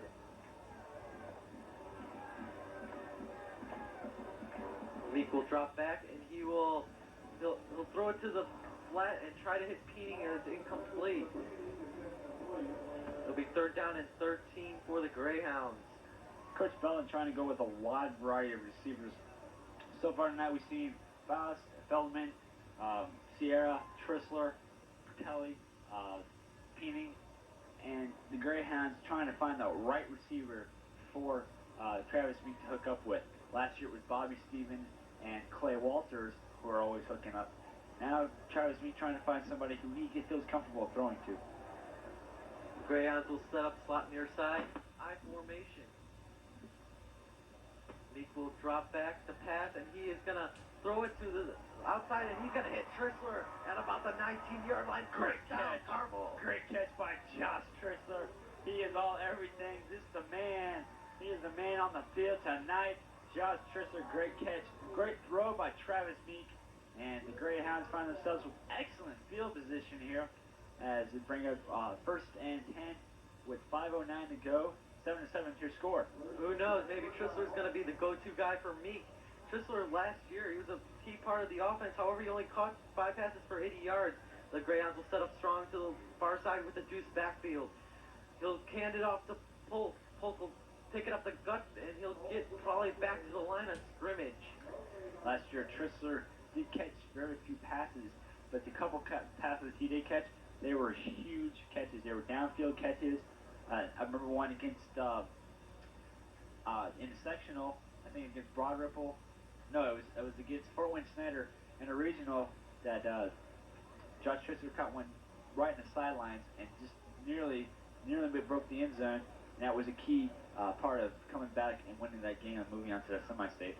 Greyhounds will set up at the 18-yard line, and there's right now I believe the clock is stopped because of the chain movements.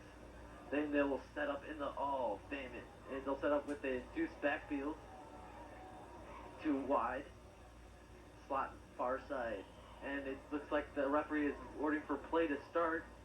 Welling and Polk are in the backfield.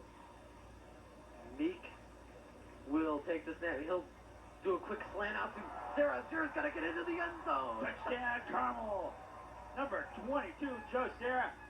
Great catch for the touchdown. Carmel will go up 13-7. Great catch. Great throw by Travis Mink. And the Greyhounds are up. That was about a 5-yard pass there to Sarah, and Sarah did the rest by scampering into the end zone for 13 yards. Right now, the Greyhounds will set up here, and they'll send in number 45, Brett Thomas, backup fullback. And it looks like they will be going for the 2-point conversion. The holder is Nick Blake. Sievert is ready. There's 14 on the game clock. It's a good snap, and the kick is up and good by Emery Sievert. Hits the top of the scoreboard out there as he's got a pretty strong leg, and he's got to get used to the kicking. So the score is 14-7. Carmel up on the North Central Panthers here in the third quarter of play. As the Greyhounds showed some brilliance there with the passing game and that drive. And as we get a look down to the Bell people and the players, extra players on the field, and cheerleaders, varsity cheerleaders down there, trying to pep up the crowd as we hear the national anthem by the school anthem by the band. Fighting Greyhounds. As some of the senior girls will join in. Just a great night for a ball game. Great conditions, about 75 degrees, a light wind, and the Greyhounds have found themselves up 14-7 late in the third quarter. The ball will be placed on the 40-yard line where Emery Sievert will kick it into the direction of Jimmy Bach. Bach is set up at about the 5-yard line. And the referee is ordering for play to begin.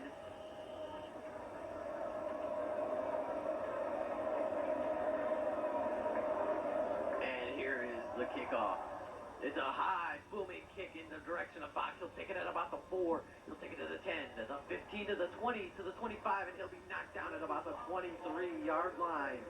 Looks like number 58, Sam Epstein, was on the tackle.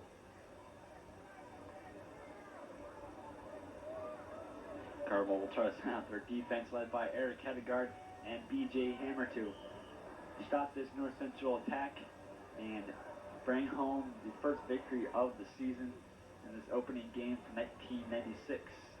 Right now, they'll go with 4 wide, Bach in motion. He'll give it out to Whitlow, and Whitlow will take it up the gut for about 5 yards. It'll be second down and 5. Checking into the game is going to be Joe Kohler, and going out, it looks like it's going to be number 68 for the Greyhounds. 68 being Ernie Muniz.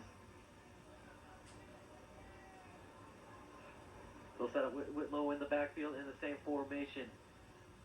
Gonzo, the handoff to Whitlow, and he'll take it up the far side, and he'll get about 3.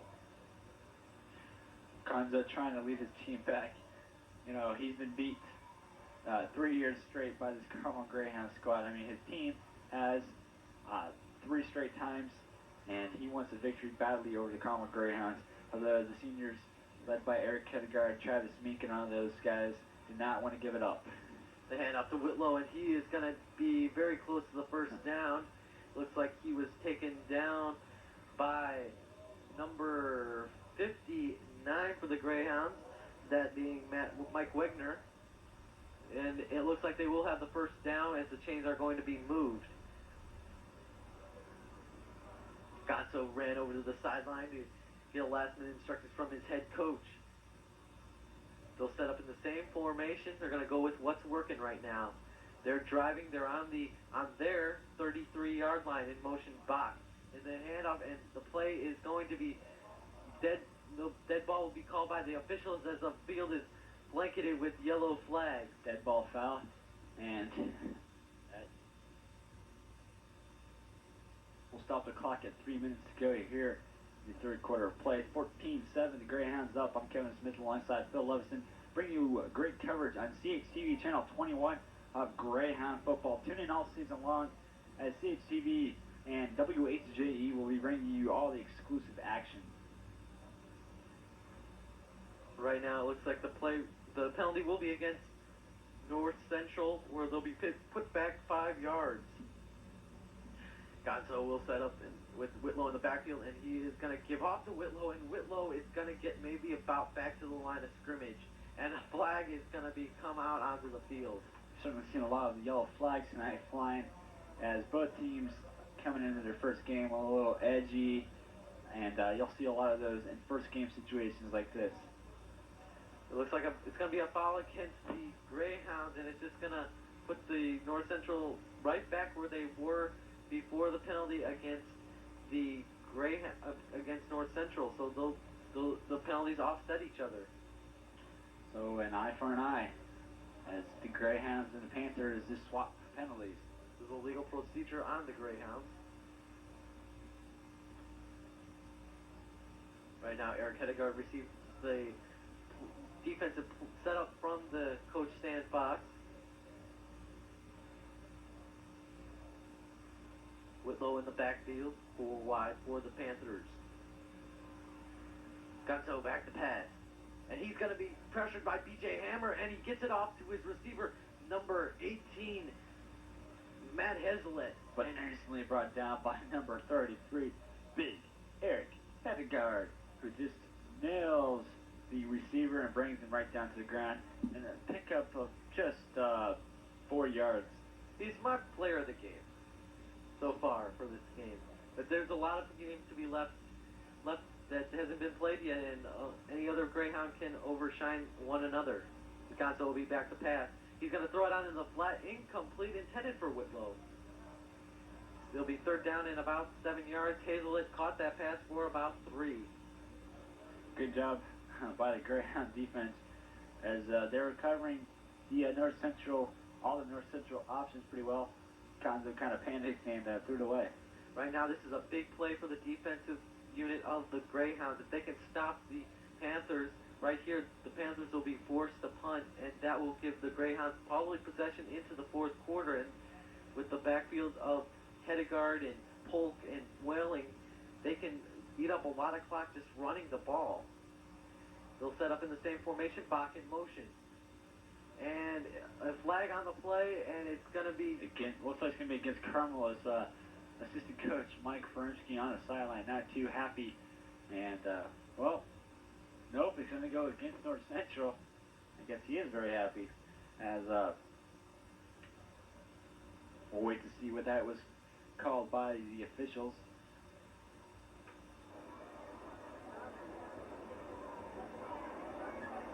And they're discussing it.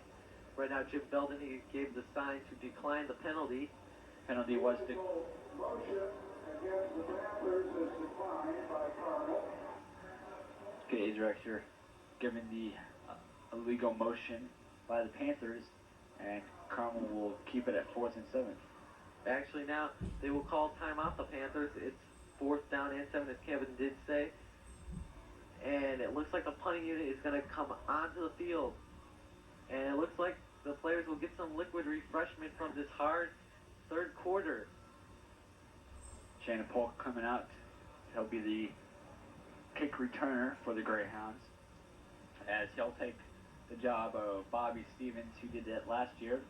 As the Greyhounds are trying to create their own little team, trying to identify themselves as the 1996 Greyhounds instead of living in the shadows of the 1995, 94 Greyhounds, which got to the semi-state and just played wonderful those 2 years.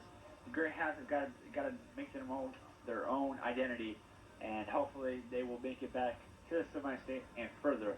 I like to see the nice little rematch between the Penn Kingsmen, and Carmel.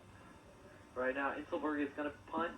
And here it is. It's a high, booming kick. Polk will let the ball bounce, and it's going to take a North Central bounce all the way to about the 4-yard line, or I'm sorry, the 9-yard line of the Carmel Greyhounds. A nice roll there by Inselberg. And now the Greyhounds offensive unit is going to load onto the field. Great kick by North Central, and the Carmel Greyhounds just let the ball roll to the 4-yard line. So, quarterback Travis Meek will come back on the field with his offense, trying to up that score by a 2-touchdown lead. As right now the score is 14-7 with 1:42 to go in the third quarter of play. Kevin Smith alongside Phil Levinson. Cameraman Dan Threadkill is alongside me too. And we're bringing you all the action from the first game of the 1996 Carmel football game. Meek will pitch out to Polk. Polk will take it along the near side, and he'll get about to the 12-yard line. About a 3-yard scamper there by Polk will bring up about 2nd down and 6. So a 4-yard gain will be credited to Polk. Right now checking into the game is Trissler and number 22, John Serra.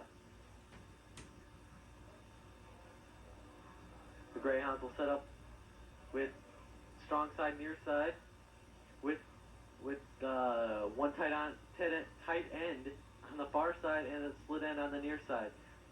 Meek will give off to Polk, I believe, and he'll get a couple.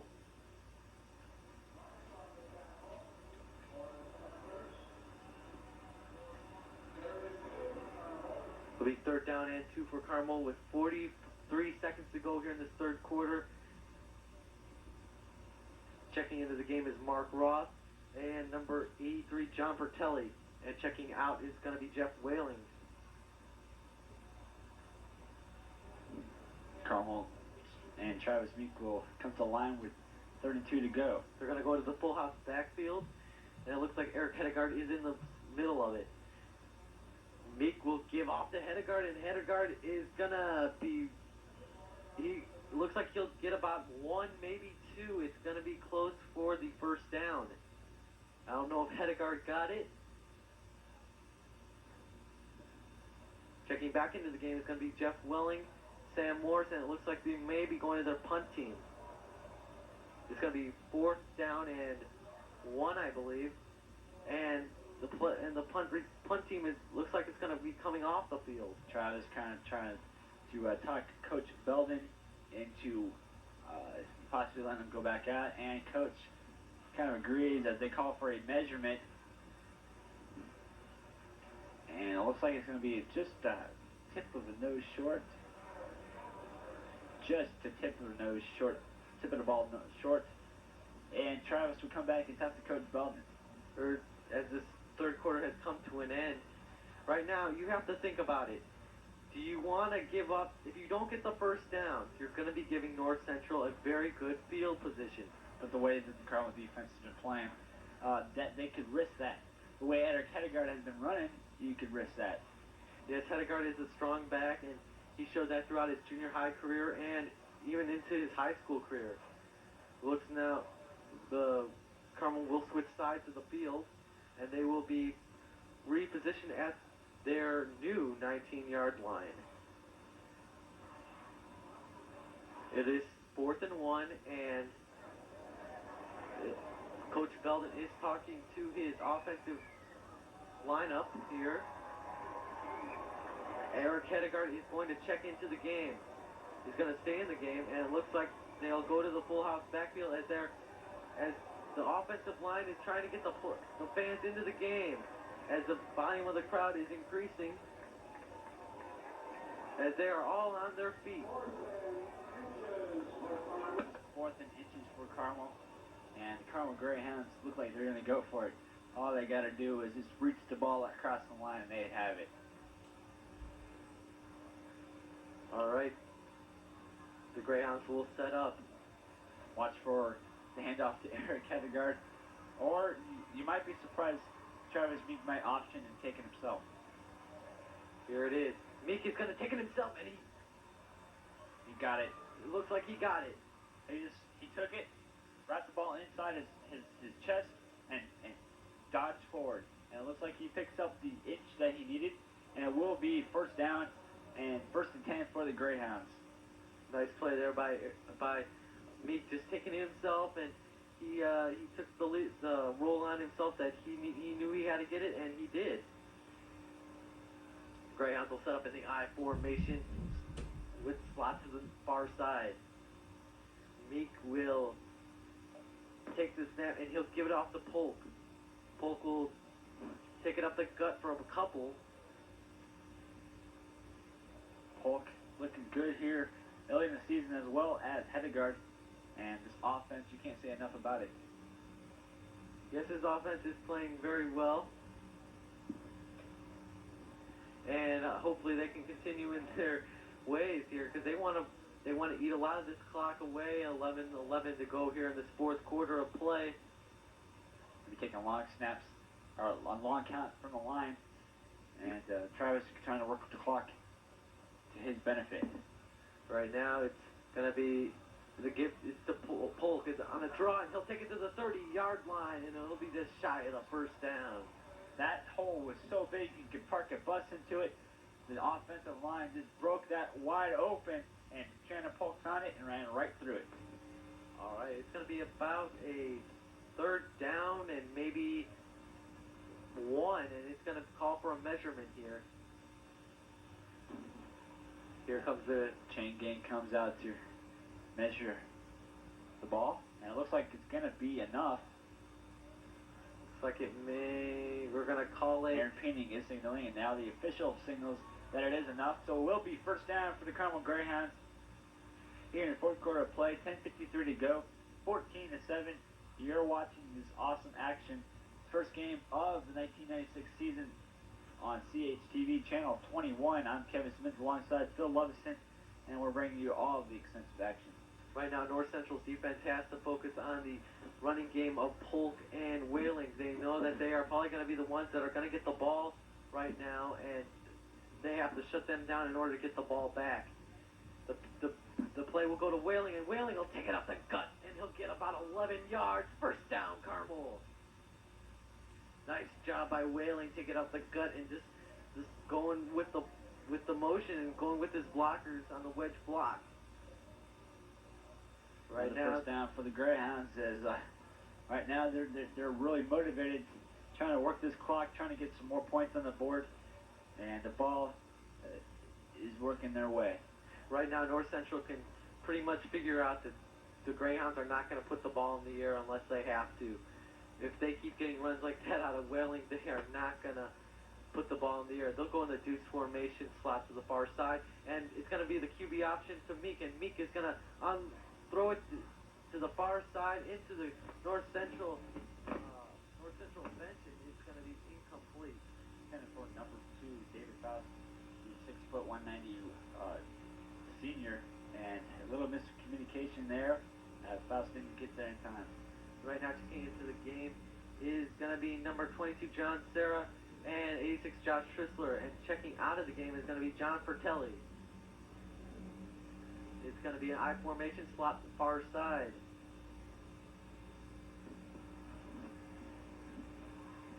Meek will take the handoff, and he'll pitch it out to Polk. Polk will take it to the 45, to the 50, and to about the North Central 46-yard line, where the Greyhounds may be just shy of the first down. And no, the chain gang is going to be moving up, and the clock is stopped due to every time there was a first down, the chains are moved, and the clock does stop here at 9:48.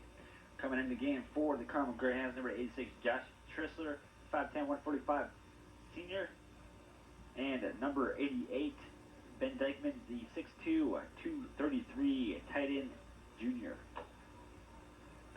The handoff will go to Polk, and it looks like the ball was coughed up, and actually the handoff was to Whaling, and North Central recovers the ball. Big blow for the Carmel Greyhound offense. They were just rolling, and they had great field position, and they were working the clock, but North Central's defense got the ball back, and now they're going to try to put some more points on the board and try to even up this score. Right now, Matt Gonzo, the quarterback of the Panthers, he's got to have a mission on his mind. He knows that he's got a strong back in Whitlow and a very strong receiver in Jimmy Bach. He knows that if he uses those two guys effectively, they can get in the end zone. He is a very determined senior, wanting to beat these Carmel Greyhounds badly. Ever since that loss in the sectional 1994 to North Central in overtime, Gonzo and his fellow seniors have been somewhat bitter towards the Greyhounds, as they feel like they owe the Greyhounds some payback. Okay, and now the referees are clearing up a little discrepancy here. as the referee is going to go talk to the Carmel coaches. And we do not understand what the discrepancy is at this time. No flags were thrown on the play. Carmel defense has come out onto the field. The official is heading towards the phone, trying to call up to the press box. Right now, we will. Looks like maybe changing the clock, as the official was talking up to the press box real quick. They add on 7 seconds. It was Yes. at 9:08. Now it's at 9:15. Changing the clock. And that's usually what it means, an error in the scoreboard, if the official will call up to the press box.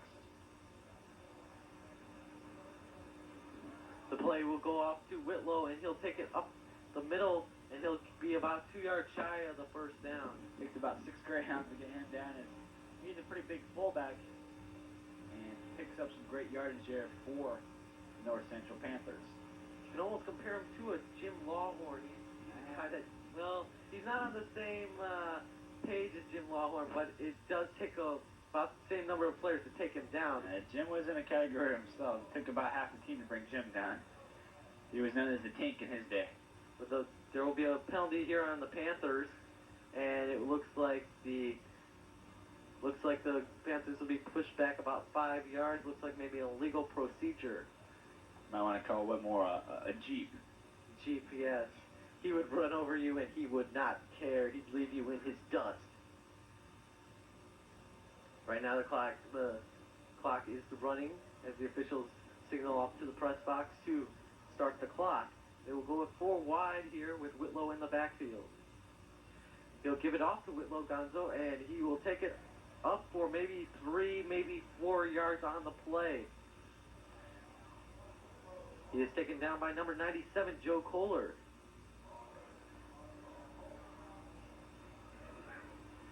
Right now we are at 8:15 to go here in this fourth quarter. 3rd down and 5. This is a crucial third down play for the North Central Panthers. They'll set up in the same formation. In motion, it's Bach. He's going to give off the Bach. Enough. All kinds of flags everywhere. And the play is ruled dead. And right now we are going to, it may be against the Panthers for yes it is. It's going to be Panthers for illegal motion. And Jim Belden, the head coach of the Greyhounds, to signal for them to decline the play.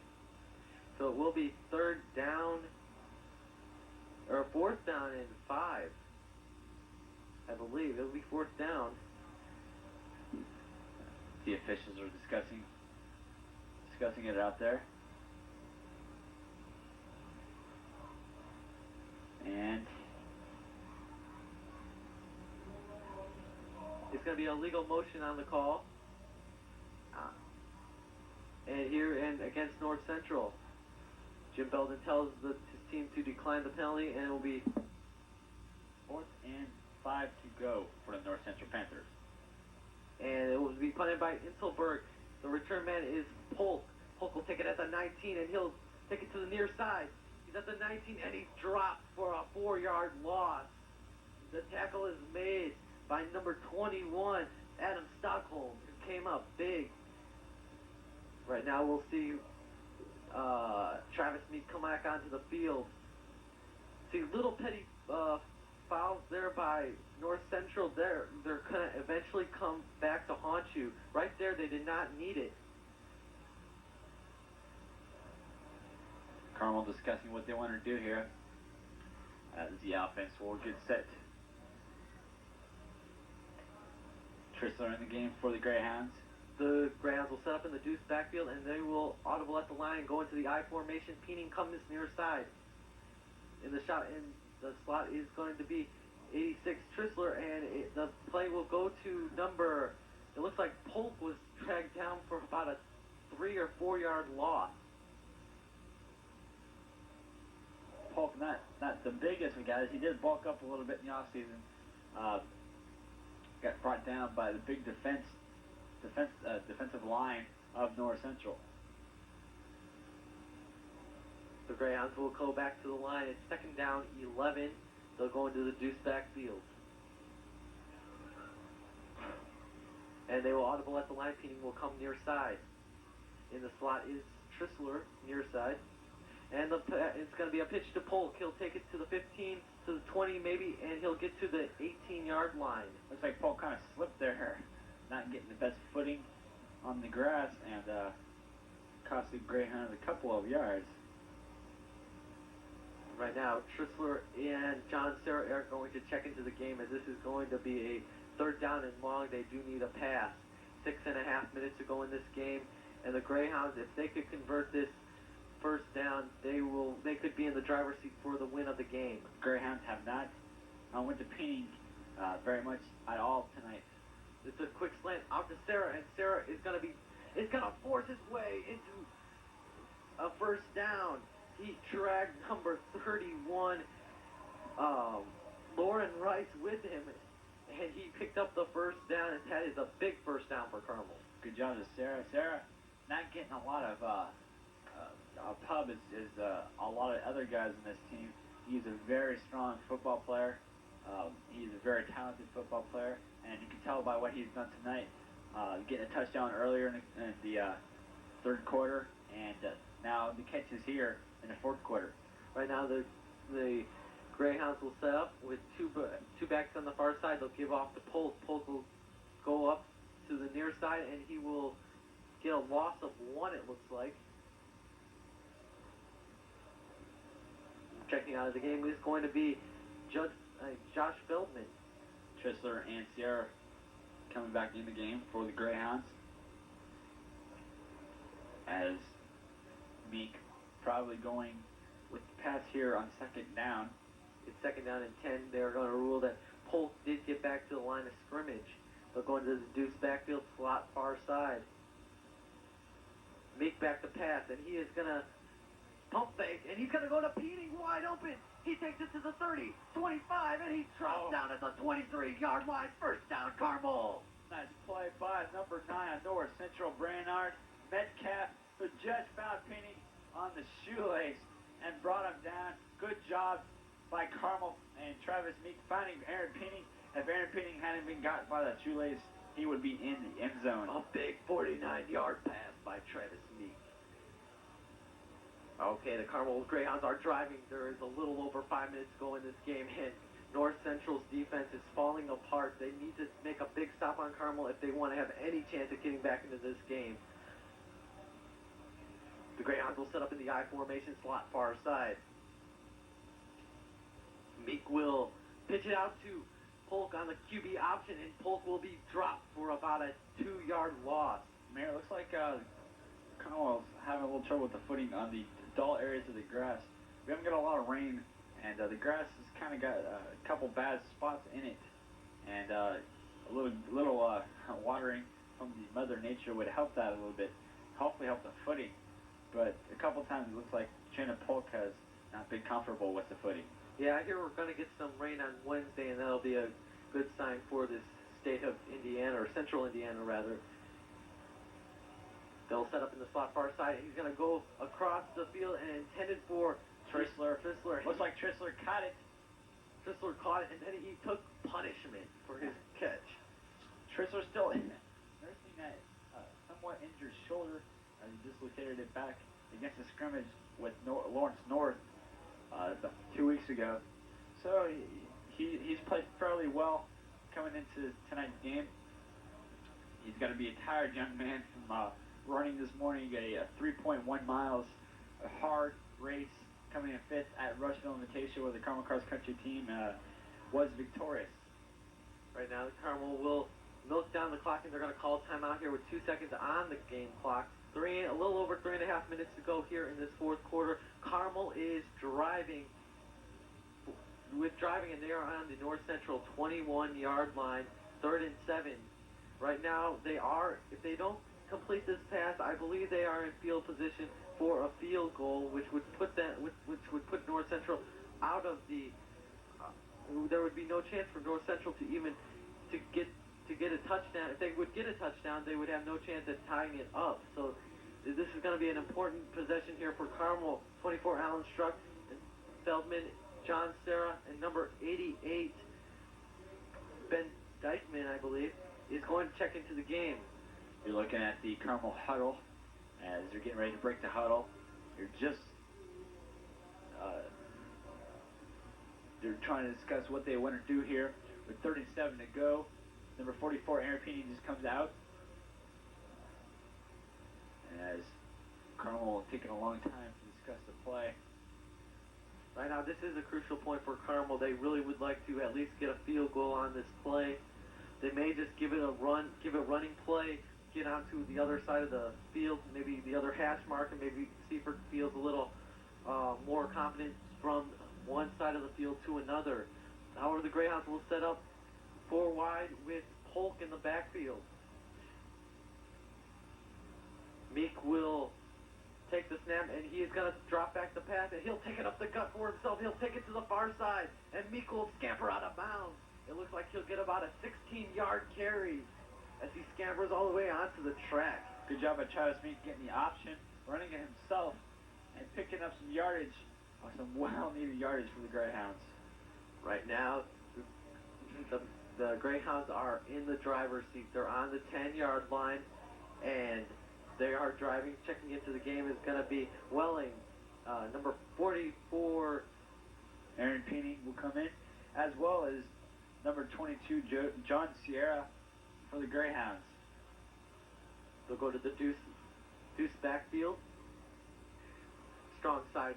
And Travis Meek wants a timeout, as he must have saw something he didn't like, and he'll come over and talk to head coach Jim Belden, trying to discuss what they want to do here. They're 1-9 to go, so Carmel's got to do something up their sleeves, up that 14-7 lead. Actually, would not surprise me if the Carmel Greyhounds went to the full house backfield and gave it to Hedegaard just to put a ball in the end zone. Hedegaard is one of the most constant players today. He was always on the game, and he did not have a bad. He played one of the best games of this year, and being his first, it's good to get off on the right foot. Well, Roth and Hedegaard does come into the game, so that probably does mean a fullback or a full house backfield for the Greyhounds. And into the game comes number 17, Travis Meek, who will lead the Greyhounds on through hopefully another score, as it is 14-7 here with 3:25 to go in the fourth quarter. 1st and 9 for the Greyhounds. The only thing that North Central can hope for is going to be the fumble. It looks like they are going to be handing off the ball. Hedegaard is right in the middle of it. Meek is going to give it to Hedegaard, and Hedegaard will be pushed up. He'll get about 3, maybe 4 on the carry. Hedegaard, a wrestler, and the winner, he shows a little wrestling move there, trying to do some moves, trying to get into the end zone, break the tackles, and good defense by North Central, not giving up very many yards there, just picking up that 1-yard gain by Eric Hedegaard. Right now it's 2nd down and goal to go here for the Greyhounds. They'll stick with the full house backfield. 2:50 to go in this game. The give is going to go to Mark Roth, and Mark Roth will take it up the gut for about 3 yards. Difference in last year's team and this year's team is that last year's team had their set of players, their primary players, Bobby Stevens, Jim Longhorn, Gabe Clemens, Clay Walters, and those guys were the main keys of how the offense was run. They would mainly get all the plays. This year, Coach Bell looks like he's going to a wide variety of players, using Roth in that play there, showing the running game, using Hedegaard, Polk in the wide receiver game. He's going all over the place. Struck, Pertelli, Pini, Trissler, Feldman, Sierra, etc., etc. So, Jim Belden trying to slice and dice his offense to fool the North Central Panthers, as we have a North Central Panther slow and getting up. It looks like he might be winded, and he will walk off the field. It looks like here it's number 63 for the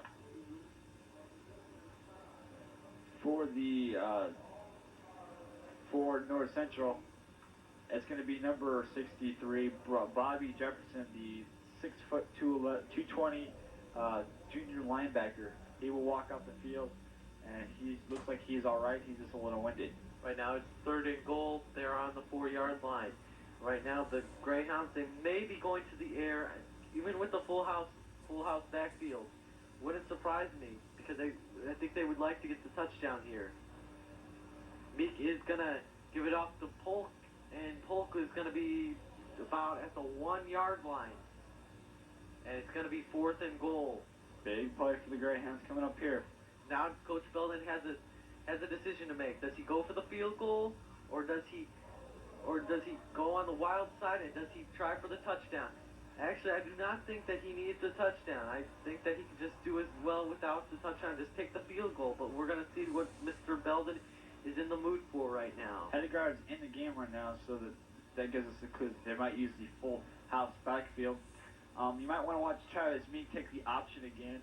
He is got some relevant speed, and Travis Meek will call a timeout and come over and, oh no, he heads back towards his team. He's taking the signs from Coach Belden.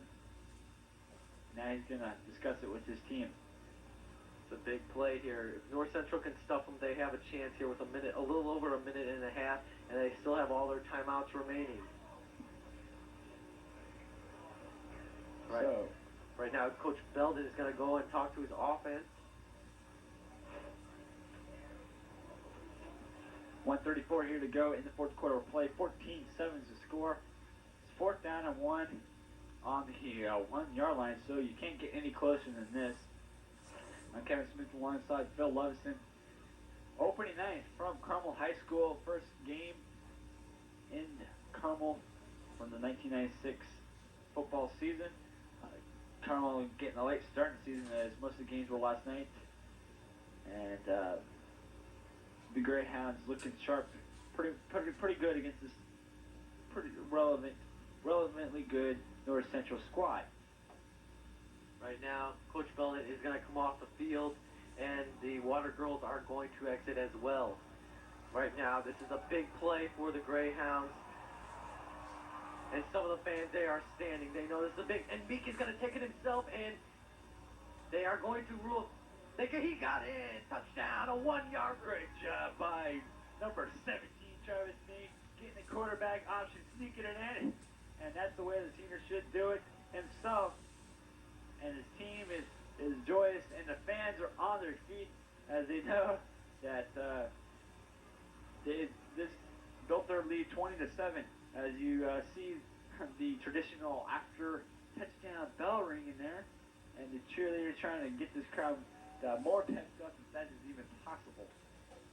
Right now, the Greyhounds are going to go safe, and they're going to take the point after touchdown. Emery Siebert will come out to kick. Siebert playing his first ever football game at Carmel High School. Right now, the referees are going to clear up the discrepancy on the field. The holder is going to be Nick Blake, the second string QB, to Travis Meek. If Carmel is fortunate enough to get the ball back, I believe Coach Belden might go with Blake, giving him some experience.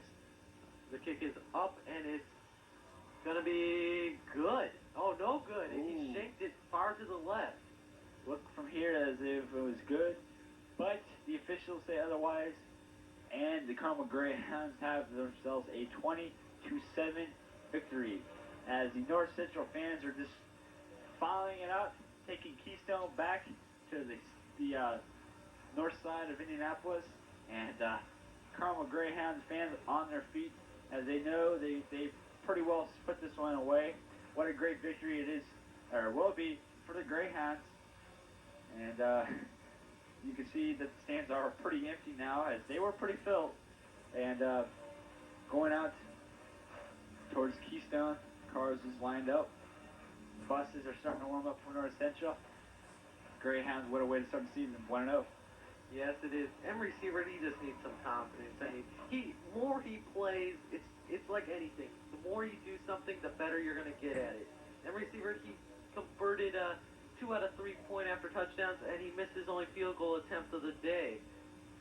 Carmel Greyhounds most likely will move up in the rankings in the 5A poll. They've been suffering a lot going south, and they will put themselves behind the Penn Kingsmen, who have not lost a game in 83 tries. Straight time.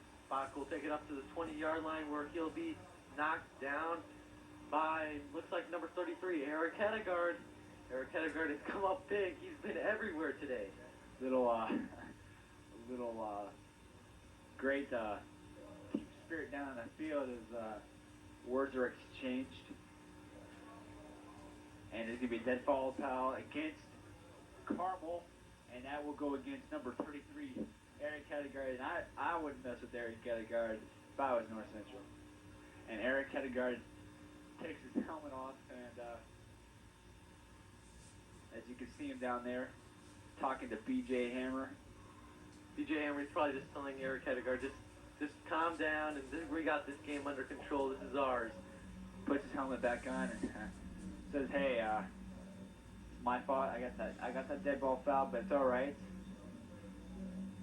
Right now, it will be about that's a 15-yard penalty.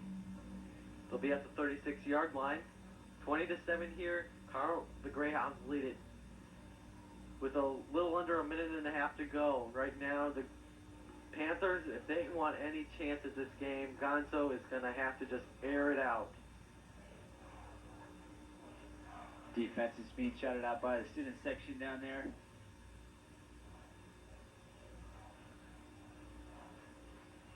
Right now, the Panthers are going to set up with 4 wide, Whitlow in the backfield. Gonzo drops back to pass, and he's going to go to his receiver, Bach. Bach is going to get out of bounds at about the Carmel 45-yard line. Now there's the play that you want, is the quick catch and run out of bounds to stop the clock. That play only took 5 seconds, and right now, North Central, they got the main idea of what they're supposed to do. Some of the Carmel fans starting to file out now as you're certainly, if you're a North Central fan trying to listen to the game, maybe the remainder of the game on HJE, or a Carmel fan trying to say, yes, we did it, listen to the end of the game on HJE, and Carmel will go on victorious. Gonzo's going to throw it out, and it's almost picked off by Sam Morris. The pass was intended for number 89, Darius Jenkins. Almost picked off by Sam Morris, and that would have ended the game and the hope for North Central to come back. So 2-10 for the North Central Panthers. Fourth quarter action, 20-7 is your score. Carmel up big over North Central. 1:15 to go here in the fourth quarter. Kevin Smith to line side. Phil Levison opening night from Carmel High School. Gonzo back to pass, and he's going to go it's going to be chased out of the pocket by number 79, B.J. Hammer, and he's going to throw it, and he hit his receiver, number 81. All the way down to the 2-yard line. This is a swing of events now for the North Central Panthers. Right now, North Central has if they can get in the end zone, they have the onside kick, and that is always hard to execute properly. And right now, Carmel wants to call a timeout and to get their defense back into the swing of things. Right there. Watch North Central go to their big fullback. Carmel's not going to get the timeout. Gonzo is going to throw it, and he hits Jimmy Bach for that touchdown. And right now, the Panthers, they are right back in it, really. Well, 52 seconds, a interception thrown, a fumble, a onside kick recovered. All those things, you could easily be tied or up on the Carmel Greyhounds. We're going to see that weird formation again. North Central's going to take it right back to the other side of the field. 52.3 seconds to go here in this fourth quarter, and they're going to kick the extra point. Extra player on the field. They're trying to get him off. 8 seconds to go on the play clock. And the kick is up, and it's good. Flag on the play, as I think that will go against Carmel.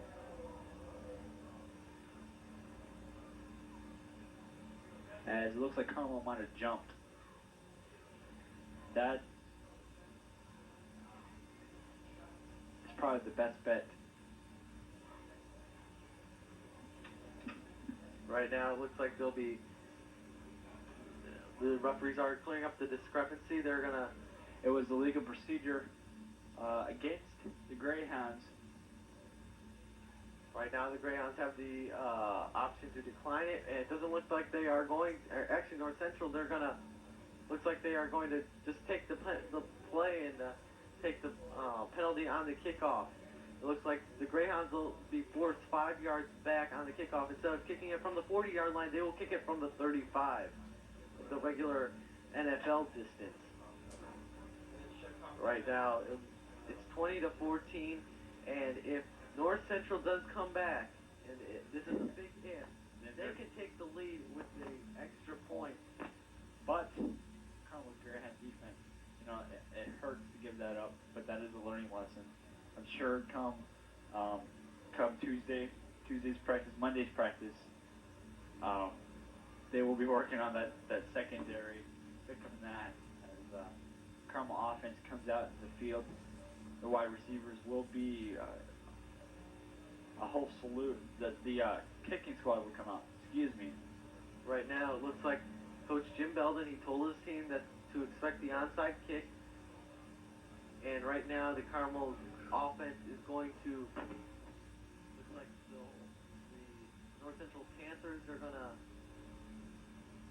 They got some speed in this special team here, as they are going to. It looks like they're gonna kick it to the far side. Silver is a big kick for him. He needs to get this. And here it is. It's gonna be picked up by Carmel. Looks like Josh Trissler, maybe. Looks like Josh Tressler smothered the ball, got down on the ground, covered it up, and allowed the clock to be, allowed the play to be executed. And great job by Tressler. That's one of the most hardest things is to pick up an onside kick. Most times players will try to run with it and then they'll get hit right away and they'll fumble it. Right now it looks like they're going to go into the full house backfield, and we can pretty much expect we can expect that his offense probably just telling him keep the ball on the ground, don't worry about it. Second down 2, Hedegaard got you 8. Give it back to Hedegaard and just ride it out. You're looking at a shot of the Carmel Greyhound squad with Coach Belden over Stay there. in the full house backfield. North Central does need the fumble. Meek is going to hand off to Hedegaard. Hedegaard will take it up the gut, and he looks like he'll get the first down. 38 seconds to go, and this clock is running. And the referees are telling to stop the clock, I believe.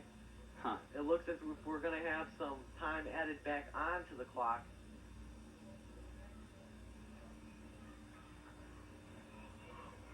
They'll stick with the full house backfield. Pull and on the far side, and it looks like the Greyhounds are going to kneel the ball to end the game.